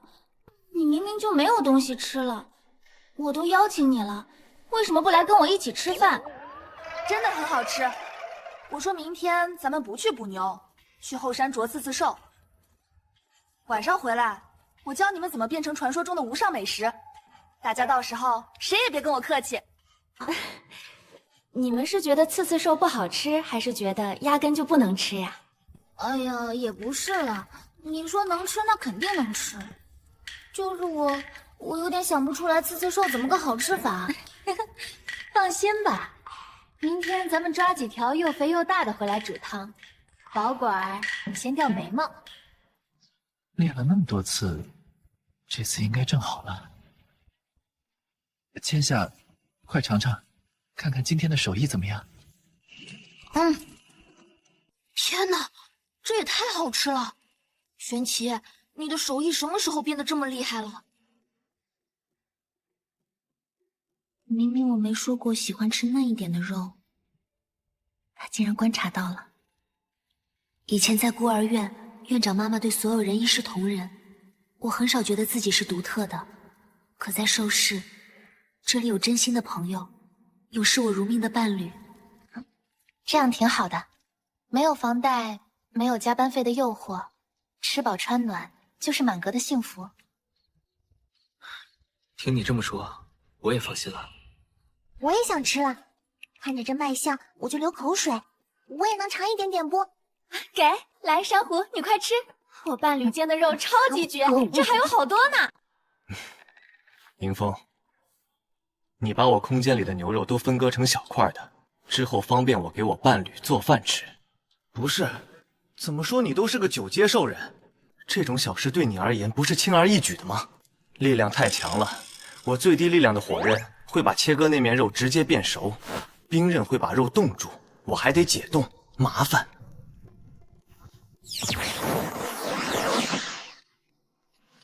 千夏，我是不是眼花了？突然觉得这2个臭雄性干活的时候还挺英气勃勃的，尤其是那个面瘫，这种姿势挺带感呀。确实啊，这叫认真工作的男人最帅。既然这么喜欢，不如给迎风生个小崽崽，以后就有迷你迎风天天在屋里晃悠了。看着那缩小的版本，不是更有魅力？嘿，这个好，这个可以有。那个迎风，今天不许干了，晚上你直接回我卧室陪我睡觉。我觉得太阳是打西边出来了。既然我的雌性都开口了，那我绝对不敢怠慢。今儿活就算收尾了。你说白天这一睡到刚才，这一大晚上的我也睡不着了，多难熬啊！我是不是成了部落里的那个大咸鱼啦？就你现在怀崽崽的反应，不到1个钟头，不管你有多大劲，你还是马上会困的。哦，那好吧。快，我们回家睡会儿。不是轮到我了吗？你答应今晚只陪我的，还害我采了那种味道清新的花回来铺地垫，你偏心我！不是的，奎子，你听我说，那个，我今天也是事出有因，银凤今天切肉的动作真的是牛逼坏了，就是那种帅爆了。算了，你们2个别掐，干脆点，你们2个都一起上塔陪我吧。哎呀，没地儿挤，我就挨着你俩脖子凑合，别这么哀怨看我了。玄奇，你以前说过，到了60天，你就能感应到崽崽是雄性还是雌性了，对吗？那我猜，应该都是熊崽崽吧。在我们玄王蛇一族，我几乎没听说过有雌性幼崽出生的。那万一是雌性呢？以前没见过，又不代表这一胎没有。如果是雌崽崽，那我一定会用生命保护好它，绝不让它受一点伤害。我玄奇的女儿，配得上这世上最好的一切。真看不出来啊，你竟然还是个潜藏的女儿奴。那要是熊崽来呢？你打算也这样宠着吗？熊崽崽出生后直接丢出去，让他们去野外独立生活。你说什么？玄奇，你要是敢把我的儿子丢出去不管，我就连你这个老公都不要了。你不想要我，那你一个人怎么生存下去？如果你实在舍不得，把他们留在身边多养一段时日也行。毕竟我养得起。这根本不是养不养得起的问题。你刚才说的什么话？什么叫丢出去？那是我们的孩子。夏夏，别生气。在我的血脉传承里，蛇族雌性向来稀缺。我阿父就是在我刚出生时直接丢我出去的。我的9阶力量是在厮杀和生死之间拼出来的。天赋很重要，可努力也很重要。弱小的雄性不配活着，这是兽世的规则铁律。不止我这一族，在整个兽氏，弱小的雄性不配活着。若是不能在幼时跟着父辈学会捕猎和战斗，以后拿什么去吸引雌性孑侣？拿什么去养活自己的伴侣和幼崽？对不起，我是有点情绪过激了，对不起，玄奇。在这里，实力真的是唯一的入场券。想当初，我差点饿死在森林里，只能战战兢兢地摘几个认识的野果，或者是花大半天时间，才能小心翼翼地捉几条你们看不上的刺刺兽来充饥。夏夏，以后不会了。我是9阶兽人，这个世上没几个人是我的对手。只要你开心，熊仔也可以永远养在身边。我来护着你们母子。玄奇，哪怕我只是个手无寸铁、性格甚至有些奇怪的雌性，你也愿意违背这世间的生存法则，一直宠着我、爱护我，永远对我忠心吗？这是理所应当。你是我的命，契约已结，这点永远不需要怀疑。可是，这真的不草率吗？我们根本没有相处的感情基础，是因为那个意外发生，你才被迫跟我结侣。要是你一开始见的不是我，也会如此吗？夏夏，你是因为怀了崽崽才变得这么心神不安？难道以为我当初只是单纯捡了你？其实从我在野外遇到你的第1秒开始，你就已经只能是我的雌性了。我知道你当时捡到了我，对不起，其实我当时心知肚明，可我还是偷偷跑掉了。夏夏，其实捡到你的那刻，我从未想过要强迫你成为我的伴侣，只是单纯想救你的命。后来的那个意外，你走了，我想你是厌恶我了。那时看你那么瘦弱，也没别的伴侣照顾。可既然你执意离开，即便我们交派过，我也不想再去打扰你。没节气，只要我不提，这事就不会影响你的清白。那后来呢？你为什么突然改变主意回来找我了？因为我感受到了。那天突然察觉你有崽崽了。说实话，那一刻我非常震惊，血脉深处竟然有整整3股跳动的气息。原来那天你是这种反应啊！你为什么会说那是害怕？你忘了我之前说的吗？玄王蛇的力量极其霸道，那些还没出生的崽子需要巨大的能量补给，这些能量只能从母体吃掉的食物里转化。若是跟不上，他们就会榨干母体。你一个人要怎么在危险的森林里养活3个吞噬你生命能量的孩子？我吓坏了，顾不得别的，疯狂打猎找寻。我真的担心你会死。夏夏，是不是觉得我们没时间磨合相处，不互相了解，是因为有了孩子才不得不娶你？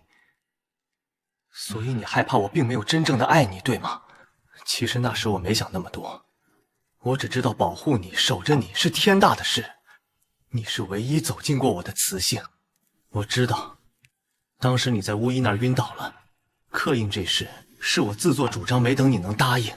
我也想好了，你要是真的嫌弃我，不要我了，等你安全把崽崽生出来，我就找大巫举行秘书，废掉契约，放你自由，只要能看你平平安安就好。他在想什么啊？他是那个高岭的蛇王，却在我面前这样的小心翼翼。明明他知道我喜欢吃的口味，也知道我不喜欢的猎物，他观察了我这么久。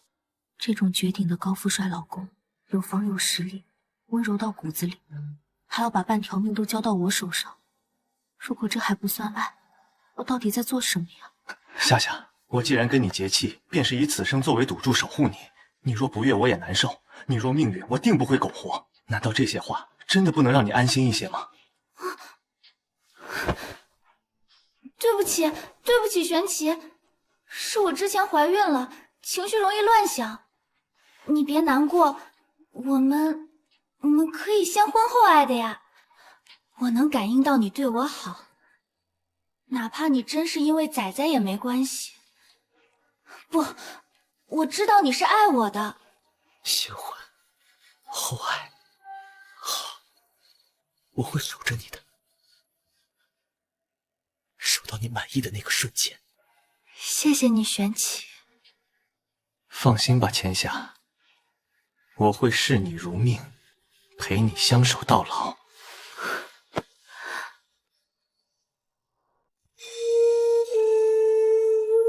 我要不要告诉他，我是穿越过来的呢？如果我继续以原始兽人的方式活下去，那这些石椁碗具，还有我能认出的植物，根本无法解释。兽人们貌似尝鲜，而我却凭空知道什么能吃，什么有用。要是有一天他们怀疑我怎么办？玄奇游历广，见识多，更不可能骗得过他。我必须要说出来。玄奇，我想问你，不管我做了什么，你是不是都会站在我这一边？这是当然，无论你做什么，我的决定永远只有这一条。我要跟你说件事，这件事听起来可能非常不可思议，甚至你会觉得有些毛骨悚然。如果你有什么想法，等我说完了直接告诉我好吗？你说，我听着呢。玄奇，其实我不是真正的千夏，我是从另一个遥远的世界穿越而来的异界灵魂。我的意思是，在你捡到这个身体之前，真正的千夏可能已经因为过度虚弱，或者是别的原因去世了。正好我也在另一个世界死掉了，魂魄落在这具身体里复生，明白了吗？原本那个千夏早就消失了，现在的我是另外一个灵魂，一个完完全全的陌生人。意思就是说，之前的那个兽人死透了，你钻进去活过来了，你是这个意思吗？是这样的，没错。那你没有什么想说的吗？不觉得奇怪，不觉得可怕吗？那，然后你想说的只有这个？你疯了！我说我是异界游魂，我夺了别人的身体，你是九阶蛇王啊！你不该审视我一下吗？不想看看我这种怪物的来路吗？夏夏，你说的这些我听着是很惊奇，但这很重要吗？和我生活的是你，和我在一起的人是你，在梦里跟我说话的是你，在这身体里重新活过来的也是你。我认定的伴侣仅仅是你这个人本身，原本身里的那个兽人跟我一点关系也没有。他在没在又怎样呢？只要眼前的这个你是实实在在被我抱着的，这就够了。原来，真正的爱不是这具皮囊，玄奇，你是真心的。原来，真正的爱不是这具皮囊，玄奇，你是真心的。夏夏，怎么哭了？我是哪里说错了？还是那个意识魂魄哪里不对劲了？你别哭，别哭了，我改。我想着，我也不是爱哭的人，怎么一哭起来就收不住了？原本只是觉得他太好了，可那情绪一旦决了敌，就根本拦不住。玄奇，你真的一点也不介意吗？我刚才说的那些话，我来自于另一个世界，我这具身体原本的灵魂可能不是我，你听了不觉得害怕？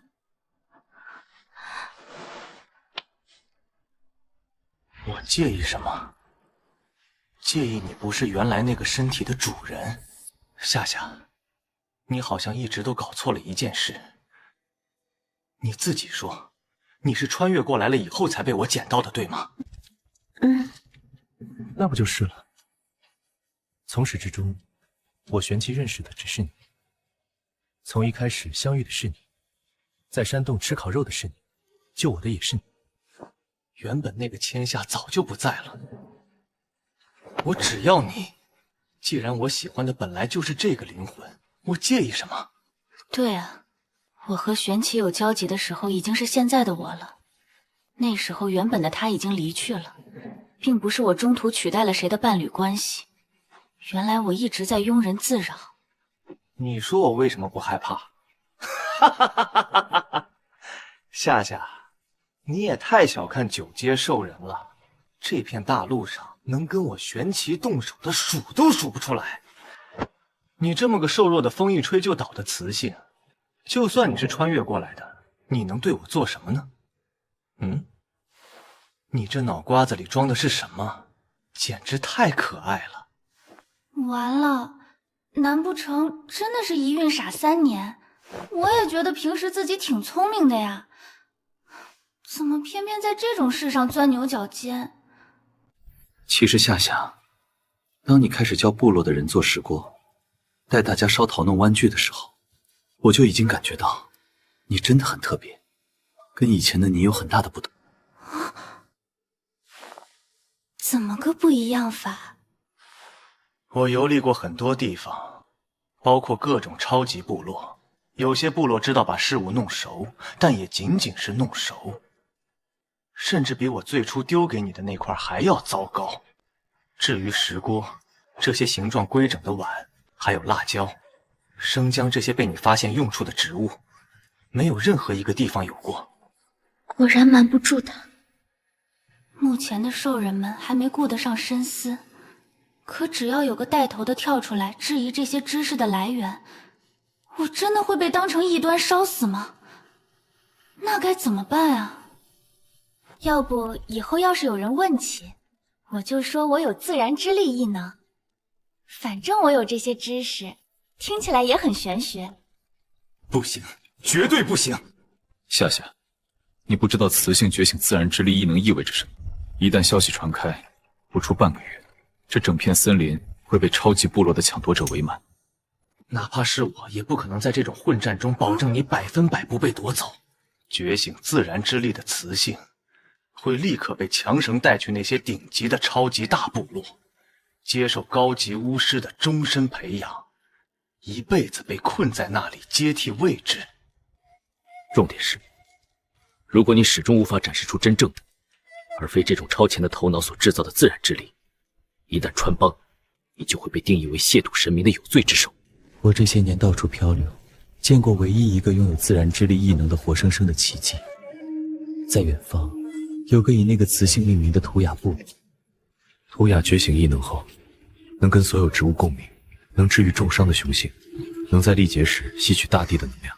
由于他寻找到了充足的食物，雄性的力量迅速突破，连部落的名字都为他而改。夜晚，一个散发着圣洁金光的雌性轮廓链在图雅的睡梦中。在那场梦里，雌神认可了他，梦中传达了关于迁徙的紧急警告，因为毁灭级的灾难就要降临了。更不可思议的是，那之后他甚至领悟了传说中消失的禁术刻印，那就是我们如今节旅印记的由来。千军万马的迁徙景象，兽人们背着仅存的食物，在那道金光路径的引导下，长途跋涉来到辽阔的大海边。一座壮阔雄浑的海边石堡建筑群在大海之滨建立起来，充满了生命的活力。这太神奇了，那就是真正的自然之力。相比下，我的确只是掌握了点皮毛技巧罢了。所以，夏夏，这种身份咱们万万碰不得。以后关于你的来历，关于你会的东西，咱们得换一种说辞。我也绝对会守口如瓶，保护好你所有的秘密。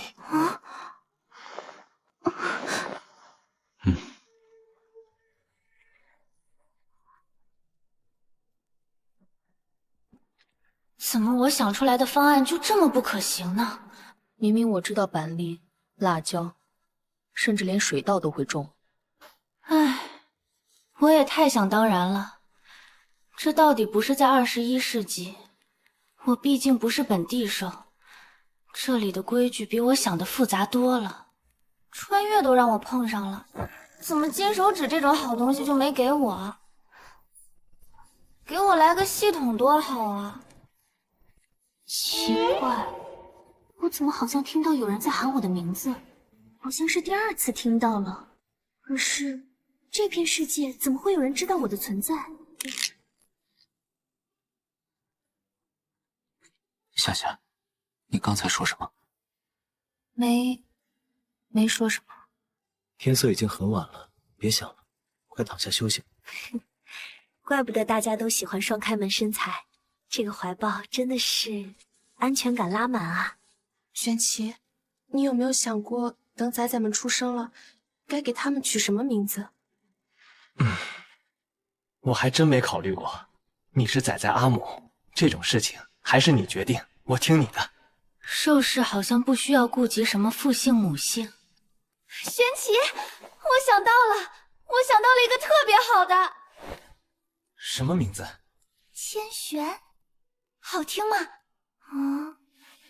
千玄，千玄好听，真是个好名字。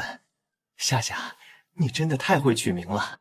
夏夏，名字的事说定了，但我很好奇，你之前喊我那个词到底是什么意思？哪个？哦，你说老公啊，其实就是伴侣的一种亲昵称呼。在我老家那边，每个人一辈子只能有一个伴侣，除非进行了特定的分离仪式，大家才会去找新的伴侣，是非常忠诚的关系哦。那我不管什么仪式，那你再叫我听听，这几天你都没喊过我那个词了。以前是突然有了伴侣害羞吗，老公？那你再叫我听听，这几天你都没喊过我那个词了。以前是突然有了伴侣害羞吗，老公？再叫一声，老公，老公。夏夏，你先睡，我出去一下。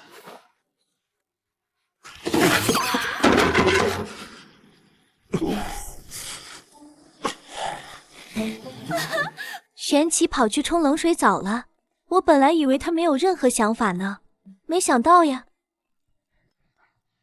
也不知道还要过多久才到60天，万一有个女宝宝呢？我是不是还得取个雌性名字预备着？我怀崽崽多少天了？我在这个世界活了多少天了？原来我已经很久没做记录了。从搬来这里开始，我就快把过去彻底弄丢了。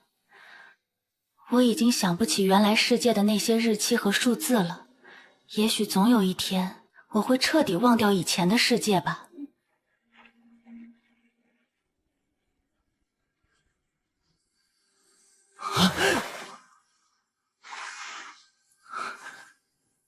不行，夏夏肚子里还有崽子，千万不能在这个时候吓到她。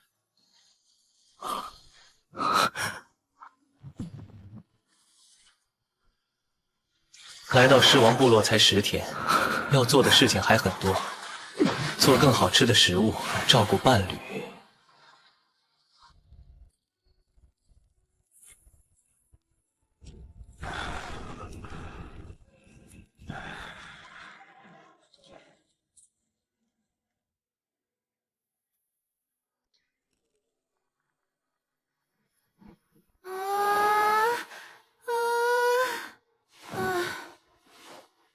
难道是昨晚累着了？以往他醒得可早了。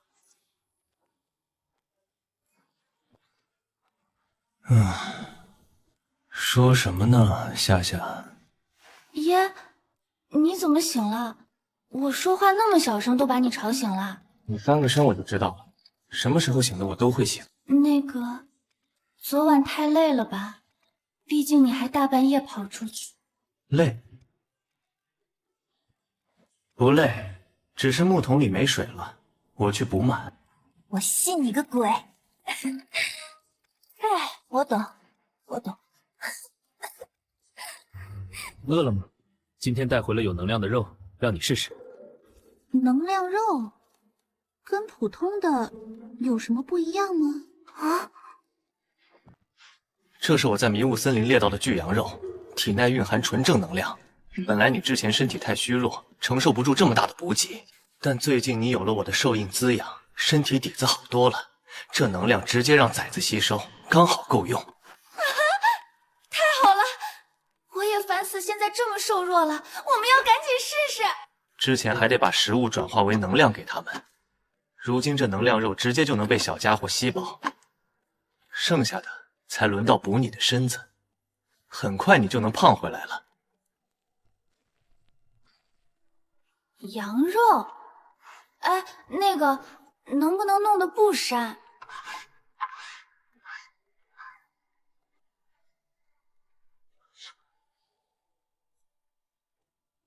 张嘴。哇，太好吃了，又嫩又鲜甜，居然一点膻味都没有。好奇怪的感觉，咽下去以后，浑身有点热烘烘的，是能量吗？崽子吸走了？正是，崽子喜欢吃，你也得多吃点儿。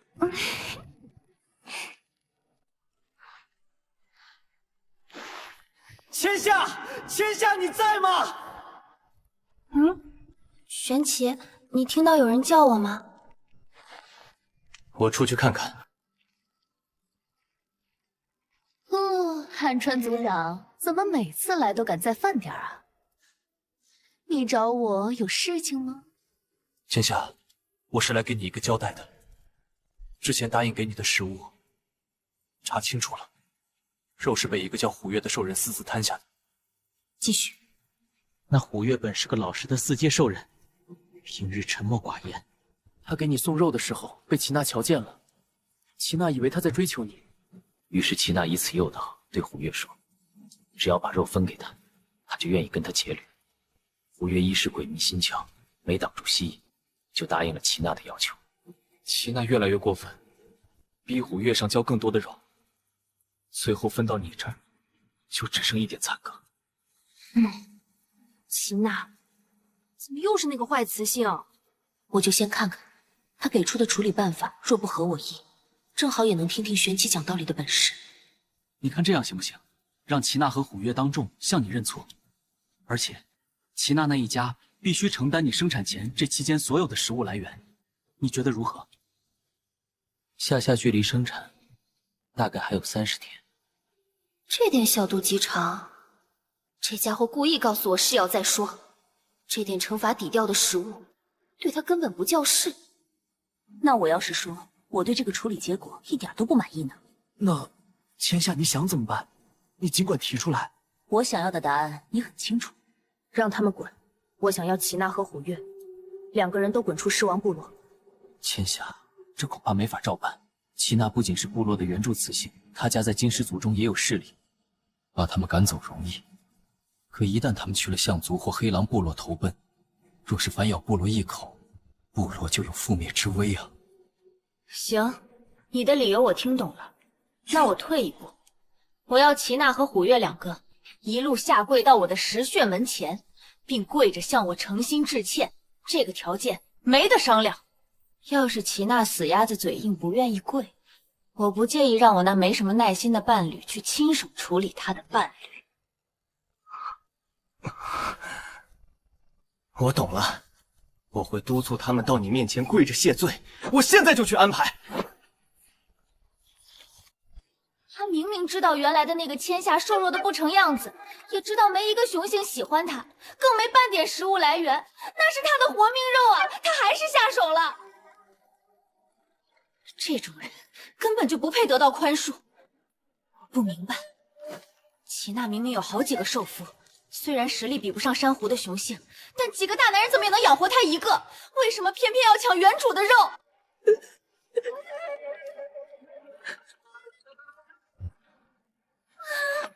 夏夏怎么了？怎么哭了？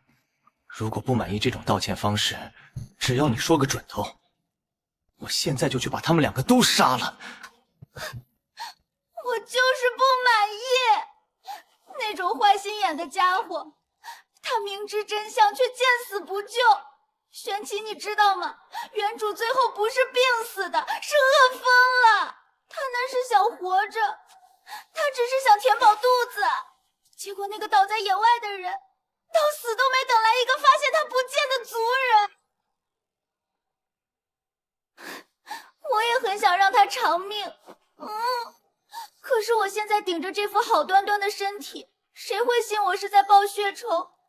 这种无力感太折磨人了。夏夏，你已经做得足够好了，若是另一个世界的他看见了，一定会感激你的。不哭了，听话，肚里的崽崽也正感受着阿母的难过呢。不急，除了杀人，有的是办法让生不如死。就算不能把他赶走，我们可以让他在部落里活得连条流浪兽都不如。千夏，快醒醒！这是怎么回事？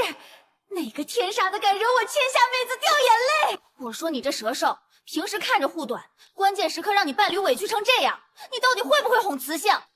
什么悬的？反正你快告诉我怎么回事，别想打哑谜。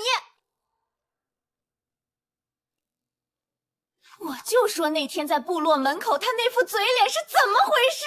合着这黑心肠烂到底了，气死我了！等着，银风、奎泽、灵川、乐风、竹一都在那杵着干嘛？全部死过来跟我走！老娘今天要带你们去砸烂那个坏雌性的狗洞！开干！快松开我！珊瑚那暴脾气，万一闹出寿命来怎么办？部落会处罚他的。他没那么傻。再说了，我告诉他这些，本就想借他的嘴去解决问题。你算准了他会去闹，什么意思？齐娜出身金狮族本部落，她有些伴侣也是狮族的，在这里有根。如果是外来的，我们去正面死磕，族人潜意识会护短。放心吧，雌性之间的互助在他们眼里很单纯。我会和银风通个气，回头赔偿他们一整头巨牛兽作为感谢。对我来说，你的每一滴泪，值得那坏种拿一生来赔。你看着吧，从今天起，他会被所有族人鄙视、唾弃，生不如死，没人会再怜悯他。但珊瑚不仅也是土生土长的净狮族，由他把事闹的话，人尽皆知，别人就不会说闹我们是欺压。天哪，玄奇，你不去考公务员，不对，你不去管理那些皇宫部落，真是可惜了。这是把社会公益利用到了极致。可是，感觉我有点在算计朋友。放心吧，雌性之间的互助在他们眼里很单纯。我会和银风通个气，回头赔偿他们一整头巨牛兽作为感谢。对我来说，你的每一滴泪，值得那坏种拿一生来赔。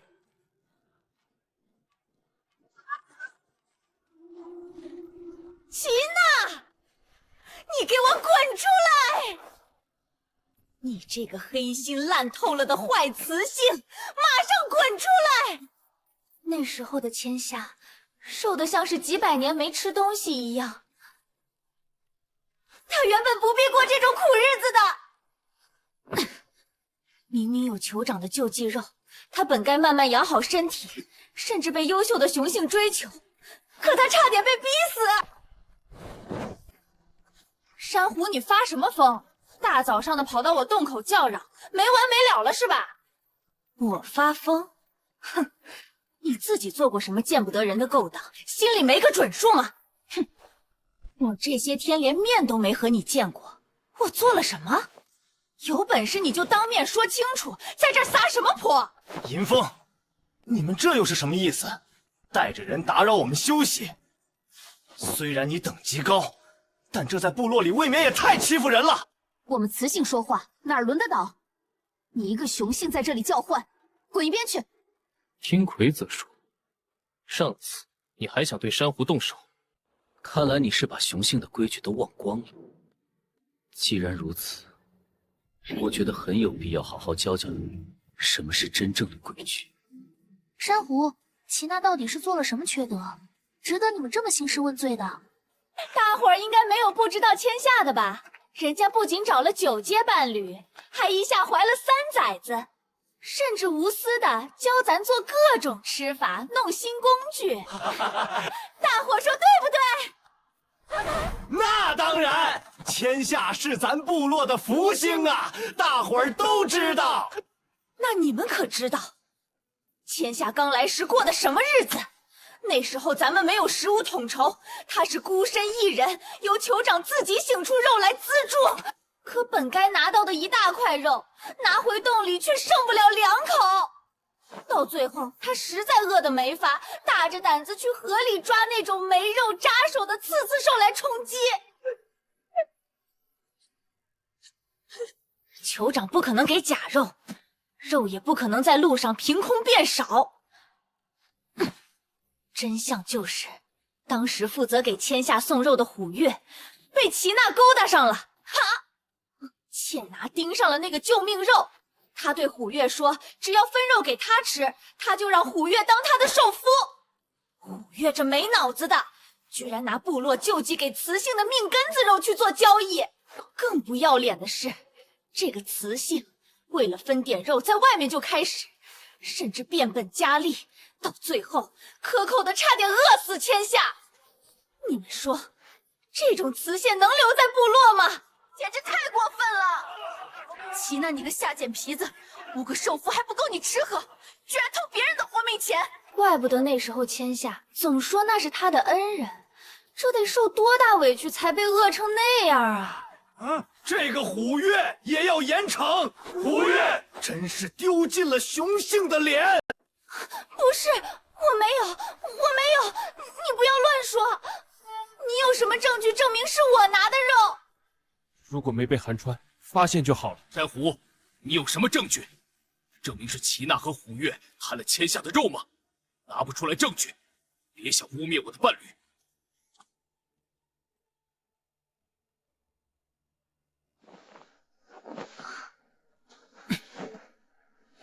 证据？我就是证据，够不够？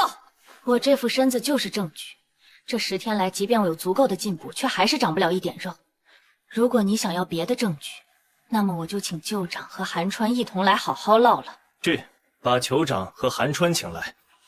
千夏，对不起，是我鬼迷心窍，我那时候总是捕不到猎物，刚好桃长让我给你送肉，我为了讨好伴侣，偷偷摊下的肉都是我做的，你想怎么样没有关系。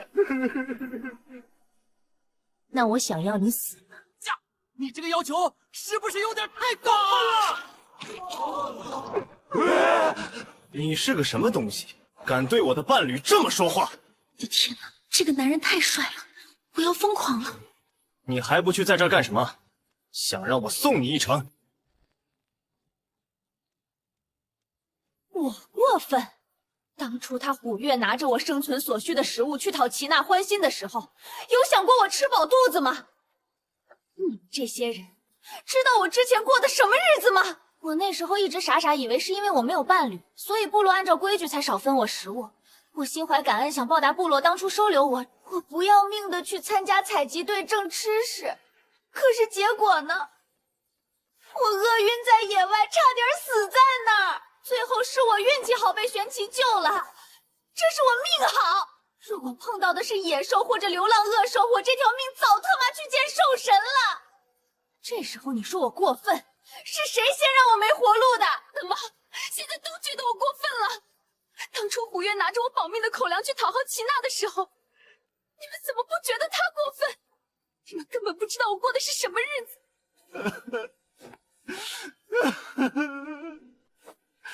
对不起，对不起，我不知道事情会这么严重。我以前总是吃不饱，险些饿没了。他以前竟受过这种苦吗？他以前竟受过这种苦。天夏，对不起，是我贪心，是我错了。你罚我做什么都行，求你别杀虎月，他是听我的才做傻事的。千夏呀，这事儿是不是可以再商量商量？虎月他们犯的错的确该打，但这寿命关天，既然你也还好端端站在这里，要不就算了吧。说够了吗？他是活着，但这命是我抢回来的，不是你们施舍的。算了，我要你的命做什么？我还没那么恶毒。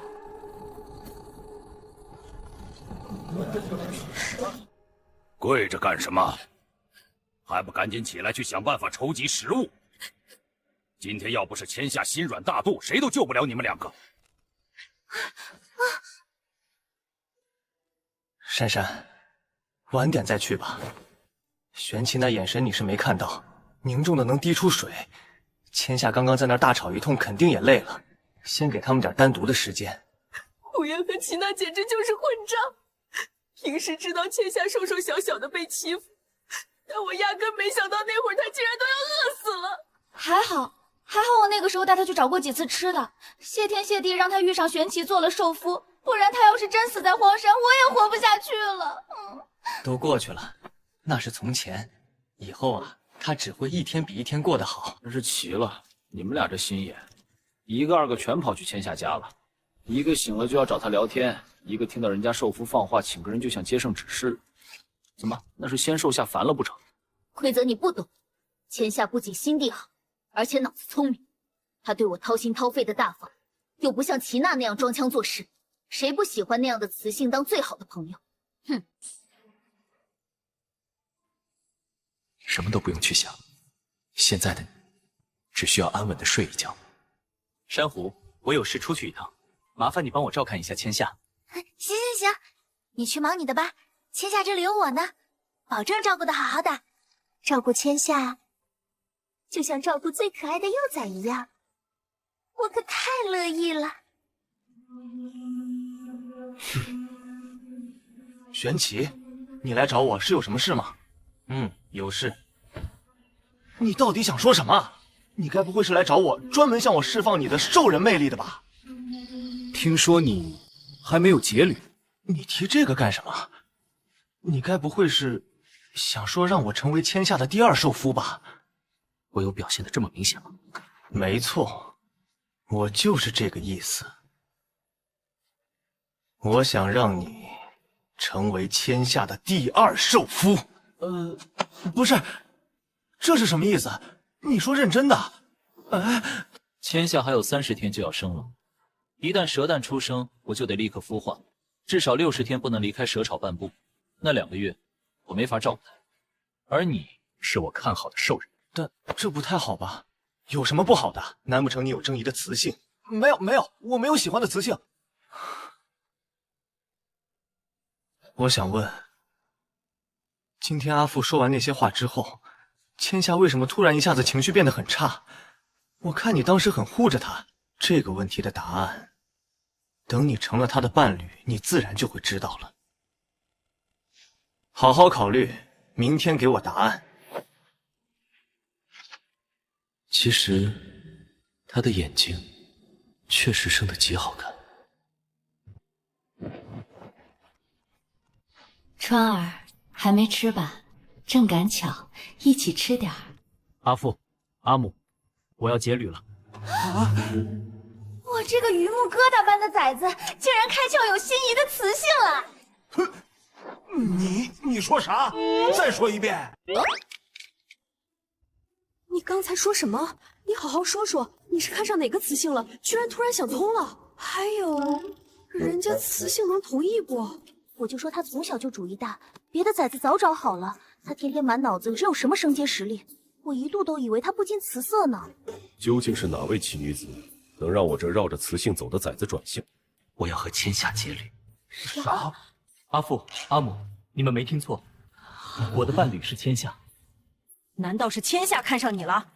这孩子，我记得成年礼上见他，那小身板弱德，简直是瘦得可怜。那倒没有，其实是千夏的那个蛇兽夫主动找到我，问我愿不愿意成为千夏的第二兽夫。我想了想，觉得我可以。打算什么时候举行仪式？得提前给你说声，我和你母阿会帮衬点。那千夏家底薄，玄奇哪怕是高阶也没准备，咱们得准备丰厚的礼物送过去。等会儿，不对劲，太不对劲了！既然是那蛇夫问的你，那千夏本人怎么说？这还要问吗？如果没有千夏的意思，玄奇怎么会来找我说这种事？滚你个木头脑袋！你到底是跟那蛇夫过日子，还是跟千夏过日子？那话要是人家自个儿说的呢？现在立刻马上去当面问清楚千夏，当初你爹追我可没你这么费劲。怎么总觉得见到他会有些手心出汗呢？那个千夏在吗？我想找他谈谈。找千夏？他刚已经睡下了。你是第一勇士，找他肯定有大事吧？要不你明天再来？好吧，明天见。醒啦，你是真的能睡，看把你家玄奇吓的。喏，趁热把这肉汤喝了。最近确实比较烦。哦，对了，昨晚半夜韩川那木头来找过你，我说你刚睡下，把他给挡回去了。他来找我干什么？还深更半夜的。